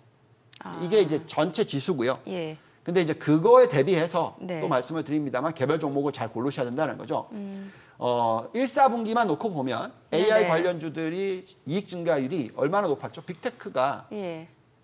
올해 1, 4분기 실적 발표가 되고 있는데 평균치가 지금 60% 이익 증가율입니다. 근데 S&P 500 전체는 얼마인지 아세요? 예. 4%, 3.5%입니다. 예. 예. 그러면 걔네들이 거의 다 가져가는 거예요. 그죠? 예. 그리고 올해 연간으로 봤을 때 아까 말씀드린 게 10%죠. 근데 얘네들은 그 빅테크는 한 25% 나올 겁니다. 네네. 그러니까 2배 반이라는 거죠. 예, 그래서 계속해서 말씀을 드리는 게 그렇다면은 이런 좋은 종목들을 잘 골라 놓으시면 S&P 500 대비해서 수익이 2배, 3배가 난다라는 거예요. 평소 이제 우리 유본 부장님이 이제 실적 위주, 숫자 위주, 그 펀더멘털 위주의 그 분석과 그리고 또 운영에 저도 이렇게 굉장히 공감을 합니다만 그게 우리 국내로만 오면은 좀 이게 허물어지는 게 아무리 실적 좋아도 실적 좋고 잘 전망 좋은 회사를 공부해서 잡고 있으면은 돈을 벌린다면 참 주식 누구나 다 하라 하겠어요. 아니 하이닉스 그렇게 실적 보면 얼마나 좋아졌습니까? 작년 대비. 그런데 어제 또 자빠지는 거 보세요. 갑자기 뭐 또 압수수색 얘기가 나옵니까? 뭐 이러니까 그랬습니까? 뭘 진짜 국내 소식은 전혀 안 보시는구나. 압수수색이 나왔었어요? 전 그것 때문에 빠졌다고 생각 전혀 안 했었거든요. 예, 무슨 뭐 파도하고 무슨 이렇게 관련해서 또 이렇게 검감을 하고 검찰에서 이렇게 또 압수수색까지 했더라고요. 이러니까 참 어렵네요. 유명한 사람들, 힘 있는 사람들 뭐라고 떠드는지 입도 쳐다봐야지. 이 뭐 근데 뭐 당국도 어떻게 생각해야 되나? 뭐 요즘에 하도 뭐 많이 올라오는 게 하이브 얘기도 많이 올라오고 결국 무슨 얘기냐면요. 네. 회사에 대한 믿음, 신뢰도. 예. 그리고 사실 솔직히 말씀드리면 큰 그림은 별로 변화가 없어요. 큰 그림은 뭐 예를 들면 작년을 봅시다. 작년이 S&P 500이 한 20% 올랐다고 치면 예. 우리나라도 뭐 한 그 정도 예, 갔죠. 올랐죠. 예. 다른 점은 뭐냐? 중간에 막 그걸 뭘로 하냐? 그 잔파동을 다 신경 쓰면서 다 먹겠다고 하면 이제 진짜 머리털 빠지죠. 그렇죠. 그 잔파동을 가지고 자꾸 이벤트 지금 방금 말씀하신 파도 얘기 나오는 게 그 잔파동인 거죠. 잔파동. 저희는 SK 하이닉스가 제가 어느 정도까지 좋게 보냐면요. 네. 우리 전 세계 제가 들여다보는 모든 AI 관련주들 중에서 1등. 이렇게까지 봅니다, 저는. 그래서 저런 잔파동 뭐 그럴 수도 있죠. 예.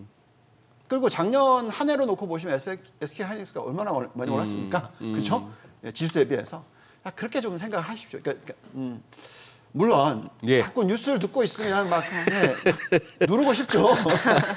그거 좀 안 하셨으면 좋겠어요. 그래서 그거를 안 하려고 하면 될 수 있으면 미국 주식을 투자하시면 바뀌십니다. 그런데 단기적으로 봤을 땐 차트만 보면은 좀 찝찝합니다. 네. 지수들이나 이 그동안에 잘 달렸던 빅테크들이나 이렇게 뭐 주봉 월봉해서 좀 큰 그림으로 볼수록 뭐 너무 서두를 건 없다 싶은 생각이 좀 들기는 하는 뭐 그런 양상이라서 그것도 또한 우리 유 본부장님 말씀하시는 잔파동의 하나인데. 네. 예. 저희가 시간이 많지 않은데 그래서 그거에 있어서 그러면 네. 미국 주식 중에 가장 예. 변동성이 심한 주식으로서 얘기를 한번 해드릴게요. 테슬라. 테슬라. 그죠? 예. 자, 테슬라의 주가가 올해 연초되면서 가장 많이 빠진 종목 중에 하나예요. 네. 근데 저희가 이제 이 종목을 투자를 할 때 어떤 식으로 투자를 해야 되는지 계속 말씀을 드렸는데 네. 결국은 이 회사는 AI의 선두 주자가 맞죠. 네네. 그리고 그것의 어떤 플랫폼을 만들고 있는 회사죠. 네. 기가팩토리 자체가 그런 예, 거죠. 예. 그리고 또 지금 전기차도 그렇게 되는 거죠. 네네네. 왜냐하면 그걸 이용해서 로봇 택시 나올 거고 자율주행 나올 거고 이렇게 다 연결이 되는 거잖아요. 예, 그래서 이제 과거에 이제 테슬라를 들여다보면은 워낙 뭐 CEO가 워낙 화려하다 보니까 그런지 모르겠으나 변동성이 심합니다. 그렇지만 어쨌든 큰 그림은 똑같아요. 보시면 2019년의 차트가 어떤 모습이었냐면 2019년 하반기에 실적이 흑자 전환해요. 네. 그러면서 이건 지금이고요. 2019년에 주가가 바닥을 찍고 오르기 시작하면서 얼마까지 오르냐면 그때가 이제 딱 치고 올라가는 게 18불이에요. 네네. 400불 갑니다. 그러니까 23배 올라요. 1년 동안. 네. 그게 무슨 얘기냐면 실질적으로 이익이 잡히기 시작하는 거죠. 네네. 자, 그러면 지금까지는 왜 주가가 아까 보여드렸던 주가 보시면 계속 흘러내렸냐? 400불에서 지금 얼마 가 있냐? 지금 180불 와 있잖아요. 예. 170불, 180불 와 있어요. 계속 흘러내린 거죠. 예. 왜 그랬냐면은 전기차의 판매 부분에 있어서 단가가 자꾸 떨어지니까 마진이 자꾸 축소가 됐어요. 네. 그러니까 그거는 지금 어떻게 보면은 이제 디바이스를 파는 건데 그 디바이스의 가격이 떨어지니까 그게 지금 주가가 빠지는 거죠. 네. 근데 이제 중요한 거는 이제 이게 깔리고 나면 이걸 이용을 해서 우리가 AI를 이용하게 될 거잖아요. 그게 이제 로보택시 얘기하는 거고 이제 AI 회사로 전환한다라는 선언까지 했고 그러니까 주가가 갑자기 140불부터 190불까지 튀어버리죠. 근데 이제 중요한 거는 이제 완전히 튀려고 하면 네. 저희가 차트상으로는 200불을 돌파해야 됩니다. 아, 근데 그 200불을 돌파하는 시기가 뭐냐?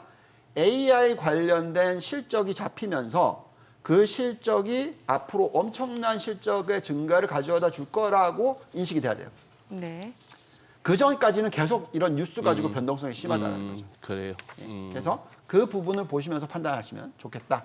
그것도 이제 한국 주식도 그런 비슷한 모습 아닐까요? 어쨌거나 난 사람은 난 사람입니다. 중국 가서 또 하루 이렇게 그거 하고 나서는 자기 재산이 하루 만에 13조가 늘었더만요. 주가 상승으로. 그분은 난 사람 돈 신경 인정. 안 쓸 거예요. 난 사람 인정. 네. 돈 신경 안 쓰고 한번 살아봤으면 좋겠다. 저희 지금 방송 중에 여러 가지 정보 좀 전해드렸는데 더 다양한 정보 원하시는 분들은요. 카카오톡 채널에서 크존 검색하셔서 친구 추가하시거나 재테크존 앱 다운로드 받으시면 다양한 정보 확인해 보실 수 있으니까요. 이 부분까지도 참고해 보시면 좋을 것 같습니다. 오늘 또 휴일인데 나와주셔서 내용 잘 들었습니다. 예, 고맙습니다. 고맙습니다. 감사합니다. 자, 이제 내일부터 5월 증시 첫 거래 이제 시작이 되잖아요. 네. 저희가 또 전화 연결해서 5월 시장 전망이라든지 반도체주 뭐 계속해서 그러니까요. 뭐 시장 주도주로 자리매김할 수 있는지도 좀 알아보도록 하겠습니다. 네. 우리 유한타증권 백기련 연구원 연결되어 있습니다. 안녕하세요. 네, 안녕하십니까. 네, 먼저 반도체 업황부터 좀 짚어보면 좋을 것 같은데 어제 삼성전자 확정 실적도 발표가 되고 컨퍼런스 콜도 진행이 됐는데 분위기가 굉장히 좋았던 것 같은데 어떻게 보셨나요? 네, 일단 삼성전자가 이제 최근 들어와서 살짝 주가 조정을 받고 있는 상황이었는데 어제 실적 발표에서 강한 자신감 드러내면서 이제 좀 좋은 얘기들 많이 해줬던 것 같습니다. 저희가 사실 이렇게 실적 발표를 할 때 가장 좀 주목을 해야 되는 부분들은 지난 분기 대비해서 한 두 가지 정도 포인트가 있다라고 보고 있습니다. 일단 첫 번째로는 좋은 얘기부터 좀 말씀을 드려보면 전분기 대비해서 이제 낸드라고 하는 부분도 흑자 전환을 시도를 했습니다. 그렇게 함으로써 이제 메모리 부문이라고 하는 디램 낸드 합산 영업이익이 5개 분기 만에 흑자 전환을 시도했다. 이렇게 좀 봐주시면 되고요. 사실 이런 부분은 우리가 잘 알고 있는 HBM이나 아니면 선상공정 DDR5 부문에 대한 수요가 급하게 늘어난 부분 영향이기도 하고 또 최근 들어와서 AI 수요 영향으로 가파르게 수요가 높아지고 있는 SSD라고 하는 낸드 제품 덕분에라고 이렇게 해석을 하고 있습니다. 두 번째로 포인트를 집어봐야 할 부분은 상대적으로 좀 아쉬웠던 게 이제 LSI 파운드리 쪽일 것 같습니다. 이게 사실은 지난 분기 대비, 4분기 대비 올해 1분기가 좀 나아지지 않을까라고 보고 있었는데 아직 뭐 AI 향 외에 다른 일반 어플리케이션 같은 경우는 회복세가 그렇게 강하지가 않기 때문에 적자에 대한 규모 자체가 그렇게 변동이 없었다라고 보여지는 부분입니다. 그러면 지금 이번 분기 말고 다음 분기를 봤을 때 조금 더 좋아질 수 있는 부분 혹은 기대할 수 있는 부분이 뭔지를 좀 고민해보면 일단 첫 번째로는 이번 분기에도 보였던 낸드 그리고 디램 부분 둘 다 조금 더 실적 개선을 가져가면서 삼성전자 전사에 있어서 이익 개선을 만들어 나갈 수 있는 부분이 생겨날 수 있다라고 보고 있습니다. 그리고 두 번째로는 이번 1분기에 아쉬웠던 LSI 파운드의 부분도 분기 지나면서 어쨌든 전방 수요 개선이 진행이 될 거로 좀 전망이 되기 때문에 적자가 축소되면서 이제 반도체 부문의 영업이익이 3조 레벨 가까이도 좀 갈 수 있지 않을까 이렇게 좀 기대를 하고 있습니다. 아마 이제 어제 실적 발표 컨퍼런스 콜을 했기 때문에 내일 아침 되면 다양한 과사들의 리포트가 나올 텐데 이런 방금 말씀드린 부분하고 좀 올해 하반기 그림 어떤지를 좀 같이 봐주시면 좋지 않을까 이렇게 좀 말씀드릴 수 있을 것 같습니다. 네네네. 네. 오늘 어쨌거나 근로제 날 다들 출근도 안 하신 날인데 유한타가 저희 방송 살려주시는군요. 고맙습니다, 백영원님. 네, 이거 어차피 이거 전화 연결이지만 이거 굉장히 신경 쓰이고 제 경험상 이거 5분 전화 연결 준비 5시간입니다. 네. 지금 오랜 증시격은 세린메이 해서 이제 5월을 맞다 보니까 이제 또 트라우마가 슬금슬금 올라오는데 뭐 이제 옛말이다 이런 말도 슬슬 들리긴 합니다만 조금 불안합니다. 어제 장 보고 나니까 지금 5월 우리 투자자 어떻게 대응하는 게 좋다고 보십니까? 예, 저는 일단은 사실 AI가 지겨울 수도 있겠지만 올해 하반기부터는 좀 새로운 키워드나 모멘텀을 잡고 종목 단위 접근을 하는 게 좀 좋지 않을까 이렇게 말씀을 드립니다. 이게 사실 일단 단기적으로 우리 반도체 시장을 리뷰를 해보면 잘 아시겠지만 작년부터 뭐 대형주뿐만이 아니고 중소형주 한국 반도체 기업들 주가가 뭐 평균적으로 한 100에서 200% 올랐기 때문에 이 자리에서 좀 더 봐도 되냐라는 고민들을 많이들 하시는 것 같아요. 근데 올해 하반기부터는 이제 ASIC이라고 하는 맞춤형 반도체가 이제 AI 추론형 시장을 대응을 하면서 신제품들이 대거 쏟아질 수 있는 그런 초기 국면에 진입을 할 거고요. 특히나 이제 과거에는 북미 위주로 형성되어 있던 ASIC이라는 반도체 시장이 대만이나 일본 쪽으로 확대되어 간 그런 부분들, 그리고 숫자가 이제 실제로 찍히는 부분들이 또 확인되기 때문에 이런 시장과 같이 움직일 수 있는 또 메모리에 대한 변화도 같이 좀 기대를 해보면 좋을 것 같습니다. 이게 사실 아직 국내에서 투자자들 미팅을 하다 보면 이 ASIC이라고 하는 시장과 그리고 뭐 향후에 나올 메모리는 어떻게 좀 연결을 해볼 수 있냐 그런 질문들을 좀 많이 해주시는데 제가 방금 말씀드린 추론형 맞춤 반도체 시장은 HBM 70배 쪽이랑 25년, 26년에 같이 온라인해서 시장이 다시 커질 것으로 보고 있고요. 이렇게 해서 봤을 때는 국내 메모리 업체들의 HBM이나 커스터마이즈 메모리에 대한 뭐 이런 시장 경쟁력이 좀 추세적으로 강화되는 흐름들을 볼 수 있을 거로 봅니다. 그래서 새로운 키워드 잡아서 접근하는 그런 전략이 좀 유효하지 않을까 이렇게 말씀드립니다. 네. 자, 이제 우리 시간으로 내일 새벽 이제 FOMC 결과가 나오게 되는데 지금 시장에서는 이제 금리 인하 기대가 많이 후퇴한 상황이고, 자, 그렇다면 앞으로 금리 전망 또 이 부분 좀 여쭤보고 싶고, 그렇다면 그 이후에 어떤 섹터에 좀 관심을 가져보는 게 좋을지 전략까지도 좀 설명을 해주시죠. 네, 사실 저희는 반도체에 대해서 뭐 여전히 시장 우려가 많기는 하지만 계속 봐도 될 그런 섹터로 말씀을 드리고요. 사실 봐야 하는 섹터죠. 왜냐면 아직 뭐 숫자적인 측면에서 국내 소부장 업체들이나 해외가 아직 확인된 게 없거든요. 그리고 여전히 우려가 가득한 운용처가 많다라는 거를 보면 위로 또 갈 룸도 많다라고 동시에 해석을 할 수 있기 때문에 뭐 어쨌든 반도체를 우리가 하반기에도 본다고 했을 때 좀 캡스위주로 봐야 될 부분들은 전공정 투자 모멘텀 이런 부분입니다. 사실 우리나라는 메모리 반도체 위주로 시장이 좀 형성이 되어 있는데 지금까지는 그냥 대형주 업체들 위주의 실적 개선이 나왔고 이 상태로 가면 하반기에도 수급이 타이트해지면서 가격이 더 올라가긴 하겠지만 공급이 실제로 더 부족한 부분들이 발생을 할 겁니다. 아직 뭐 시장은 그냥 막연히 공급이 부족하다 이 정도 느낌으로 보고 있는 것 같은데 이게 실제로 부족한 부분들이 나오면서 가격 상승이 더 올라가는 부분들이 보이면 그 다음으로 주목해야 될 키워드가 캐펙스 사이클이라는 거로 저는 말씀드리고 있고요. 전공정 캐펙스 사이클 모멘텀은 올해 2분기 지나면서 조금 더 강화가 될 것으로 보고 있습니다. 뭐 주가 모멘텀이 강해진다고 했을 때는 저희 한국 소부장 중에서는 저희 유한상품은 코미코, 하나마트리얼즈, DRGVM 이렇게 4가지 종목들을 좀 말씀드리고 있습니다. 장비 중에서는 특히나 이제 최근 하이닉스 M15X 투자 발표와 같이 해서 움직일 수 있는 하이닉스 밸류체인 좀 선호하고 있다. 네, 이런 말씀드리고 있습니다. 네, 오늘 내용 잘 들었습니다. 고맙습니다. 네, 감사합니다.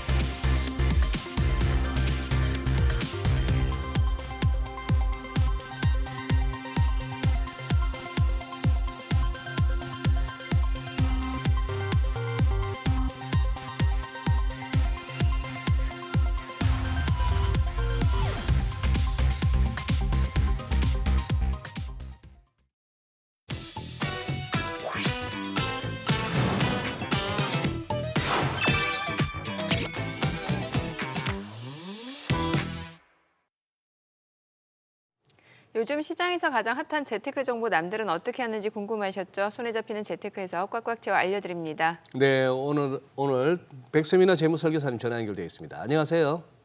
네, 안녕하세요. 네, 백설 여사님. 자, 오늘 어떤 재테크 소식 가져오셨나요? 세계 경기의 바로미터로 일컬어지는 구리 가격이 톤당 1만 달러를 돌파하며 2년 만에 최고가를 썼습니다. 구리는 전선, 가전제품, 전기차, 풍력터빈 등 산업 전반에 다양하게 활용되기 때문에 경기 선행지표라는 의미에서 닥터코퍼라고도 불리는데요.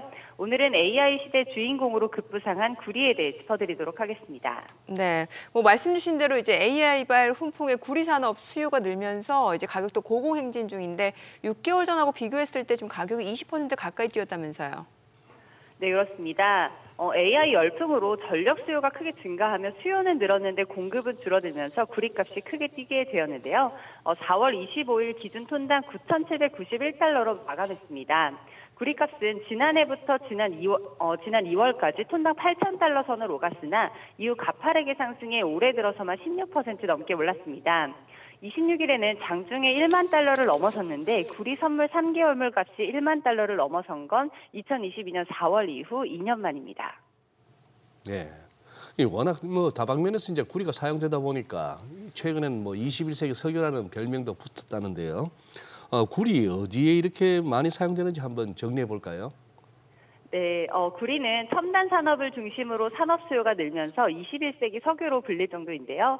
전선, 가전제품, 전기차, 풍력터빈 등 산업 전반에 다양하게 활용되기 때문에 경기 선행지표라는 의미도 지니고 있습니다. 여기에 AI 열풍도 한몫하고 있는데요.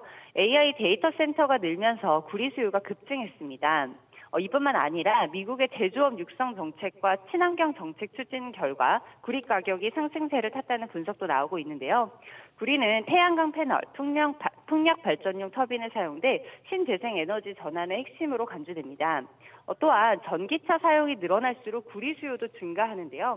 전기차 모터에 구리가 사용되고 배터리 핵심 소재인 응급제 역시 구리로 만들어지기 때문입니다. 전기차 한 대당 평균 83kg의 구리가 사용되는데요. 이는 내연기관차의 3.8배에 달하는 수치입니다. 여기에 바이든 정부에서 전력 수요 증가에 대응한 전선망 개선 계획을 발표하면서 구리의 수요를 더욱 높일 전망입니다.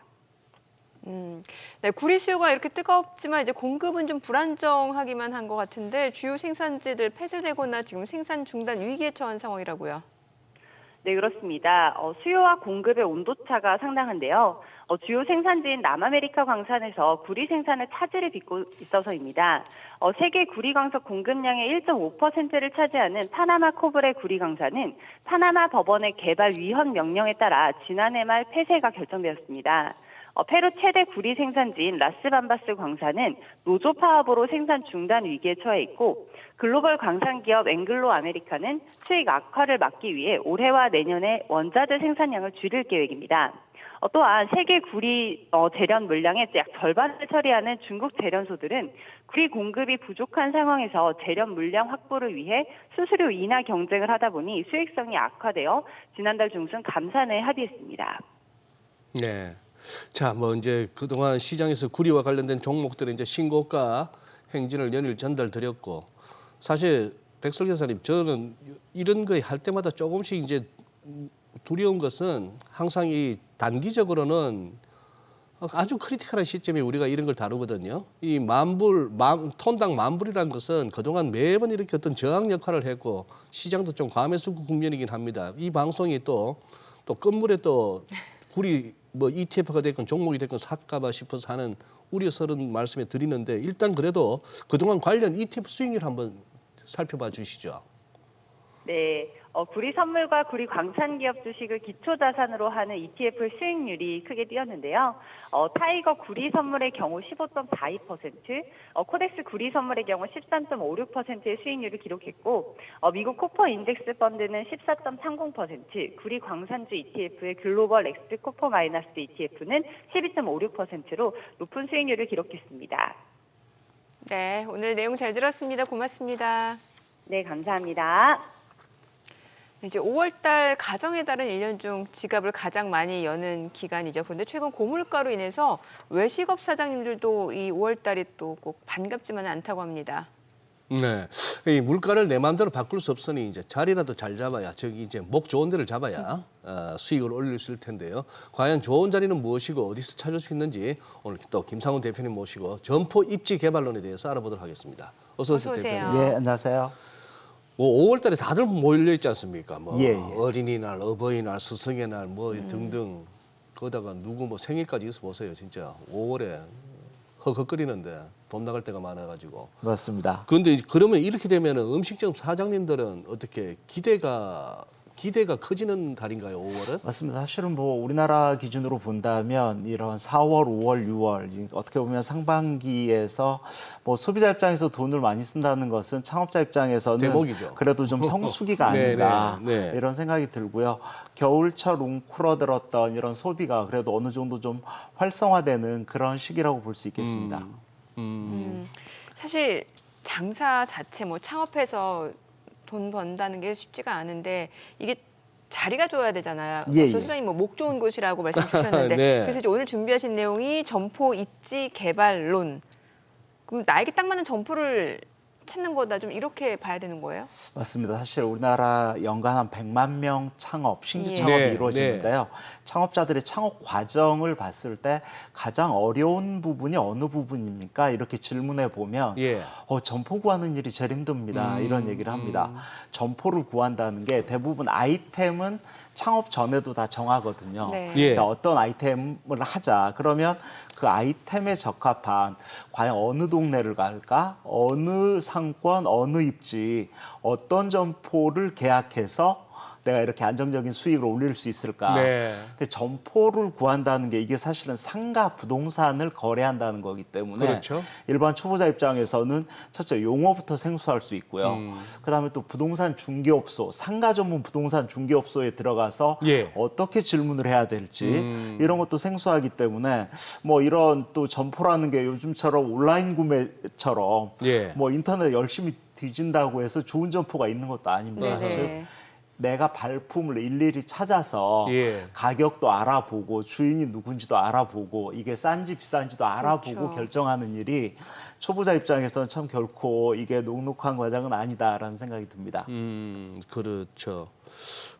뭐 일단 아닌 게 아니라 예를 들어서 배달만 하는 데라면 그렇게 뭐 입지가 중요한 건 아니잖아요. 예, 예. 음식 맛있고 뭐 이렇게 예, 예. 그거 전화 받을 때 아주 목소리 친절하면 또 하고 싶어지고 그런데 요즘 앱 통해서 배달을 시키지 않나요? 죄송합니다. 네. 지금 여기서 항상 또 이렇게 입지 차원에서는 또 상권도 중요한데 맞습니다. 대표님 흔히 말하는 이거 좀 이렇게 여기는 들어가면 좀 장사가 좀 되는 데고 산다 하는 데가 있고 예, 좀 예. 죽는다는 말이 있거든요. 여기는 들어가면 예, 예. 그런 걸 좀 어떻게 구분할까요? 맞습니다. 사실은 죽어 있는 네. 상권이다, 살아 있는 상권이다. 좀 더 들어가면 뜨는 상권이다, 지는 상권이다 그러니까. 이런 네, 얘기도 네. 있는데요.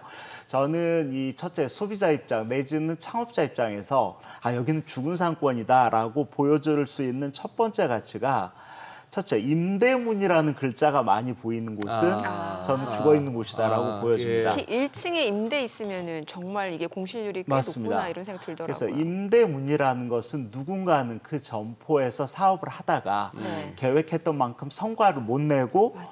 그다음에 거래도 이루어지지 않아서 이미 임대문이 써놓고 공실인 경우 이건 소위 말해서 실패한 매장이죠. 그래서 저는 좀 이 죽어 있는 상권이다 그러면 부동산 중개업소에서 임대점포가 얼마나 있는지 없는지 반대로 야 여기 좀 뜨나 봐 살아있는 상권이다 이러면 임대점포 찾기가 어렵습니다. 그러니까. 그래서 어떤 분들은 또 점포를 또, 찾는데 6개월, 1년이 예, 걸렸습니다 하는 예. 게 첫째는 좀 뜨고 짓는 상권을 이렇게 구분하는 게 점포 어떤 거래 동향 이런 부분도 직접 부동산 중개업소에 가서 확인해보고 아까 임대문의 같은 게 있으면 직접 전화해서 보증금 월세가 얼마인지 네네. 이런 거 따져보면 야 이 동네가 다들 야 좀 뜨는구나 아니면 이 동네에서 사업하다가 실패하고 나간 야 이 골목 자체가 좀 죽어 있구나 이런 걸 판단하는 것은 그렇게 어렵진 않습니다. 근데 네. 대표님 뜨는 상권이라면은 당연히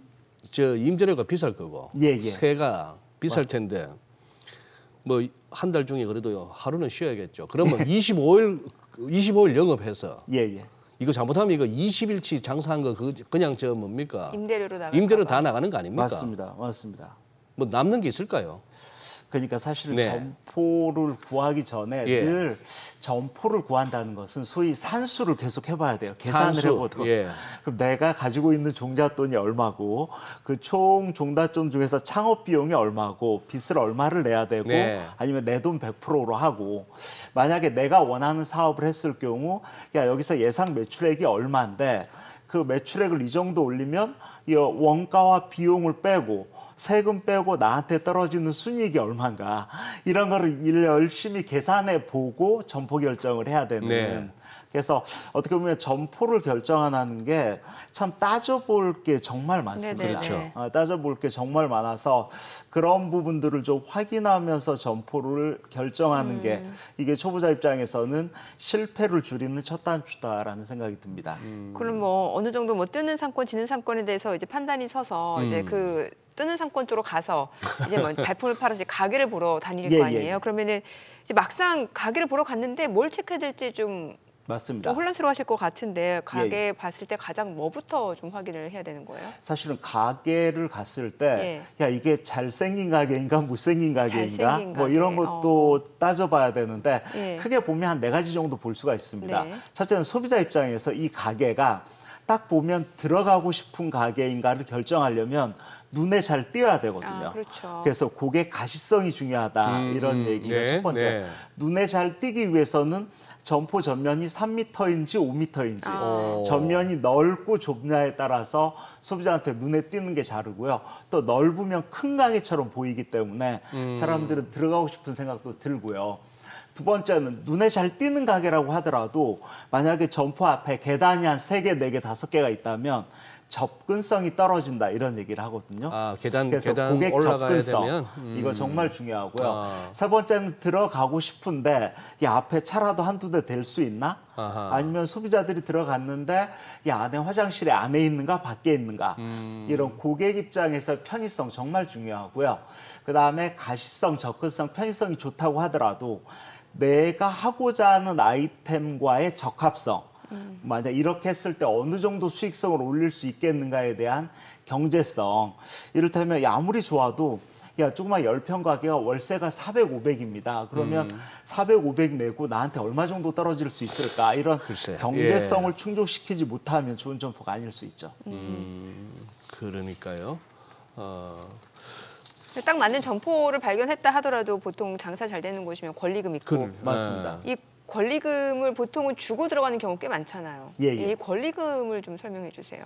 맞습니다. 이 권리금은 초보자들이 참 어려워하는 것 중에 하나입니다만 권리금이라는 것은 예를 들어서 점포 임대가는 보증금과 월세이기 때문에 네. 이건 주인하고 거래하는 거거든요. 건물주. 하지만 권리금은 건물주하고는 상관없는 그렇죠. 기존에 사업을 하고 있는 전 임차인과 네. 신규 임차인 간의 권리 가치를 측정해서 거래를 하는 건데요. 권리금은 크게 한 3가지 정도로 나눕니다. 첫째 보면 내가 초기에 이걸 처음 오픈할 때 시설비가 5천만 원 들었습니다. 근데 내가 한 2년 정도 썼기 때문에 나머지 시설비 개념으로 시설 권리금을 받습니다. 이런 시설 권리금 누구나 아는 얘기고요. 두 번째는 영업 권리금이 있는데요. 시설은 못 쓰더라도 이곳에 들어오면 한 달에 최소한 3, 400은 법니다. 그러면 300, 400만 원 수익에 대한 12배 정도 그러니까 한 3천만 원, 4천만 원 정도가 영업 권리금입니다. 이런 경우도 있고요. 그다음에 바닥 권리금 같은 경우는 이미 사실은 주변에 신축 건물은 권리금이 없어야 되는데 네네. 이미 임대인의 동의하에서 이 동네는 권리금이 형성된 지역이니까 부동산 중개업소가 임대인의 동의하에 이런 권리금을 형성시키는 바닥 권리금 이런 것도 있습니다. 그럼 권리금 있는 점포하고 없는 점포하고 어디가 더 좋다고 봐야 됩니까? 저는 결론부터 말씀드리면 네. 권리금이 있는 점포가 사업성이 더 좋을 수도 있지만 권리금이 있는 점포와 없는 점포는 둘 다 이유가 있다. 저는 흔히 창업자들은 권리금이 없어야만 창업비를 줄일 수 있지 않습니까? 네. 이렇게 생각할 수 있는데요. 저는 권리금이 없는 이유부터 설명을 드리면 권리금이 없다는 것은 1번 장사가 안 되는 동네의 경우 권리금 죽어 있는 상권이죠. 그렇죠. 권리금이 없습니다. 두 번째는 어떻게 보면 이 건물 자체가 앞으로 개발 요인으로 인해서 앞으로 5년 내에 헐립니다. 3년 내에 헐립니다. 도로 부지입니다. 이런 경우는 권리금이 없을 수 있고요. 아니면 다 장사가 잘 되는 동네고 헐리지도 않는데 권리금이 없는 곳들은 건물 자체가 뭐 민사사항의 송사에 휘말리고 있다던가 이런 물건 자체가 문제가 있는 경우는 사실은 권리금이 없을 수도 있습니다. 문제는 권리금이 있다고 한다면 창업자 입장에서는 권리금에 거품이 있는가 없는가 이거 따져보는 건 매우 중요하거든요. 네. 야, 보증금 3천에 월세 100인데 권리금을 5천을 달라고 합니다. 5천만 원이 과연 적정 권리금인가 아닌가를 판단하는 게 예. 매우 중요하고요. 예. 쉽게 얘기하면 5천만 원 나누기 12 해서 한 달 이 순이익이 그 정도 나올까 그렇지 않을까 이런 부분들을 좀 따져보면서 권리 계약을 하는 것도 중요하다고 할 수 있겠습니다. 권리금 줄 때 이미 거품이 좀 있었고 예. 나중에 나오다가 또 여러 가지 환경이 급변하고 이렇게 되다 보니까 자기 나올 때는 권리금도 못 받고 맞습니다. 이런 경우는 참 예. 복창 터지는 거죠. 그렇죠. 그래서 권리금 자체도 저는 어떻게 보면 창업자들한테는 기존 창업자들은 권리금이 퇴직금이다 이런 얘기도 있거든요. 예. 열심히 하다가 영업 외 수익으로 가져갈 수 있는. 근데 이게 건물주가 자기가 장사하겠다고 하는 경우는 그 권리금 받기가 쉽지 않잖아요. 맞습니다. 사실은 그래서 들어갈 때 이 건물주가 어떤 분인지 심지어는 그러니까요. 건물주의 자제분들이 들어올 가능성이 예, 있는가 없는가. 그러면 권리금을 날리게 되는 이런 거예요. 것도 잘 따져봐야 됩니다만 요즘 상가 임대차 보호법에서는 권리금에 대한 보호 규정도 마련돼 있기 때문에 그런 부분도 좀 잘 살필 필요가 있다라는 생각이 듭니다. 아니 근데 그 방금 지금 정민 앵커가 저 질문하면서 든 예가 예. 주변에 자주 있는데 대표님 아닌 게 아니라 세를 놓고 보니까 장사가 너무 잘 되는 거예요. 예. 네, 건물주가 욕심을 건물주가 내요. 보니까 자기도 할 수 있을 것 같아요. 예. 자기 애들도 있고. 예. 아니 이거 어떻게 뭐 방법이 그때 없습니까 마침 이거? 만약에 그 임차인이 그 임대료를 하루라도 늦게 낸 날이 한 3번 이상 되게 되면 예. 이거는 또 맞습니다. 보호를 못 그런 받거든요. 계약 예. 해지 사유 이거는. 예. 근데 건물주라고 하더라도 장사 잘 된다고 바로 나가라 할 수가 없고요. 네. 요즘 기본적인 임대차 계약 기간이 5년, 5년. 이렇게 돼 있고 계약 기간 만료 시에는 건물주라고 하더라도 최소한 6개월 전에 이 점포 내가 쓸 거니까 나가주세요. 계약 만료 전에 얘기를 해야 되거든요. 아, 그래요? 이거를 그리고 그 기간 내에 예. 우리가 직접 전 임차인 같은 경우는 권리금을 받을 수 있는 기간을 마련해 놨거든요. 근데 건물주가 직접 들여온다고 할 때는 서로 협의를 해서 적정 권리금을 정하고 예. 이렇게 나가는 사례도 있습니다. 그러면 또 이제 자금이 또 중요할 것 같아요. 뭔가 예. 자금 상황에 따른 입지 전략 어떻게 가져가면 좋을지 이것도 좀 알려주세요. 맞습니다. 우리 한국인의 평균 창업 자금 한 1억 내외가 가장 많은데요. 1억 내외? 예, 1억 내외 총 창업 비용에서 이런 점포 구입비가 차지하는 비율이 뭐 작게는 최소 50%, 많게는 한 70%까지 되거든요. 그래서 늘 점포를 구할 때 야, 전체 창업 비용을 내가 가지고 있는 게 얼마인데 야, 보증금 비용이 얼마였고 권리금 비용이 얼마고 나머지 금액으로 시설 인테리어, 집길이 비용을 다 할 수 있는가. 이런 걸 잘 따져보는 게 중요하고요. 그런 측면에서 이 임대가, 보증금과 월세가 딱 정해진 금액은 아닙니다. 요즘 협상하면 예. 경기가 어렵기 때문에 보증금을 깎아주는 데도 있고요. 어허. 하물며 권리금 같은 경우는 이게 공산품이 아니기 때문에 협상 여하에 따라서 얼마든지 권리금을 조절할 수도 있습니다. 그래서 저는 그런 부분들을 보면서 점포 구입비, 그다음에 시설 투자비, 그리고 총 창업 비용, 그리고 예. 투자했을 때 3개월, 6개월, 1년 동안 한 달에 나한테 벌어들이는 순이익을 어느 정도 예측할 수 있는지 이런 것까지 따져보면서 자금 계획을 세우는 게 중요하겠습니다. 그런데 대표님 또 몸만 좋다고 장사 잘 되는 게 아니잖아요. 예. 입지는 좋은데 아이템이 그 좀 안 맞으면은 그 장사 안 될 거 아닙니까? 궁합이 맞아야 될 것 그러니까. 같아요. 맞습니다. 예. 사실은 그 아이템 적합성인데요. 요즘 아이템 적합성을 따져보는 것 중에 하나가 내가 후보 점포가 있으면 그 주변에 경쟁 점포들의 수익성이 어느 정도인지를 이 상권 분석 프로그램에 들어가면 이 빅데이터를 통해서 매출을 확인할 수 있습니다. 그래서 상권 분석 프로그램요. 예. 그래서 이건 소상공인시장진흥공단에서 포탈에서 상권 분석 시스템 검색하면 어허. 딱 뜨거든요. 예. 그래서 무료로 해당 영역을 지정을 해서 예. 원하는 아이템이 어느 정도 매출을 올리는지 심지어는 연간, 1년 단위로 월별로 어느 정도 올리는지 이걸 알 수 있기 때문에 그런 어떤 상권 분석에서 매출 데이터를 최종적으로 확인하고 그다음에 점포를 계약하는 게 중요하다라는 생각이 듭니다. 네, 알겠습니다. 오늘 내용 잘 들었습니다. 예, 고맙습니다. 고맙습니다. 네, 감사합니다. 네, 저희 방송 중에 전해드린 내용과 관련해서 모든 투자 판단의 책임은 투자자분들께 있다는 점 알려드립니다. 네, 세상의 모든 돈 되는 정보 재테크노와 모니쇼. 오늘은 여기서 인사드리겠습니다. 저희는 내일 오전 8시에 찾아뵙겠습니다. 고맙습니다.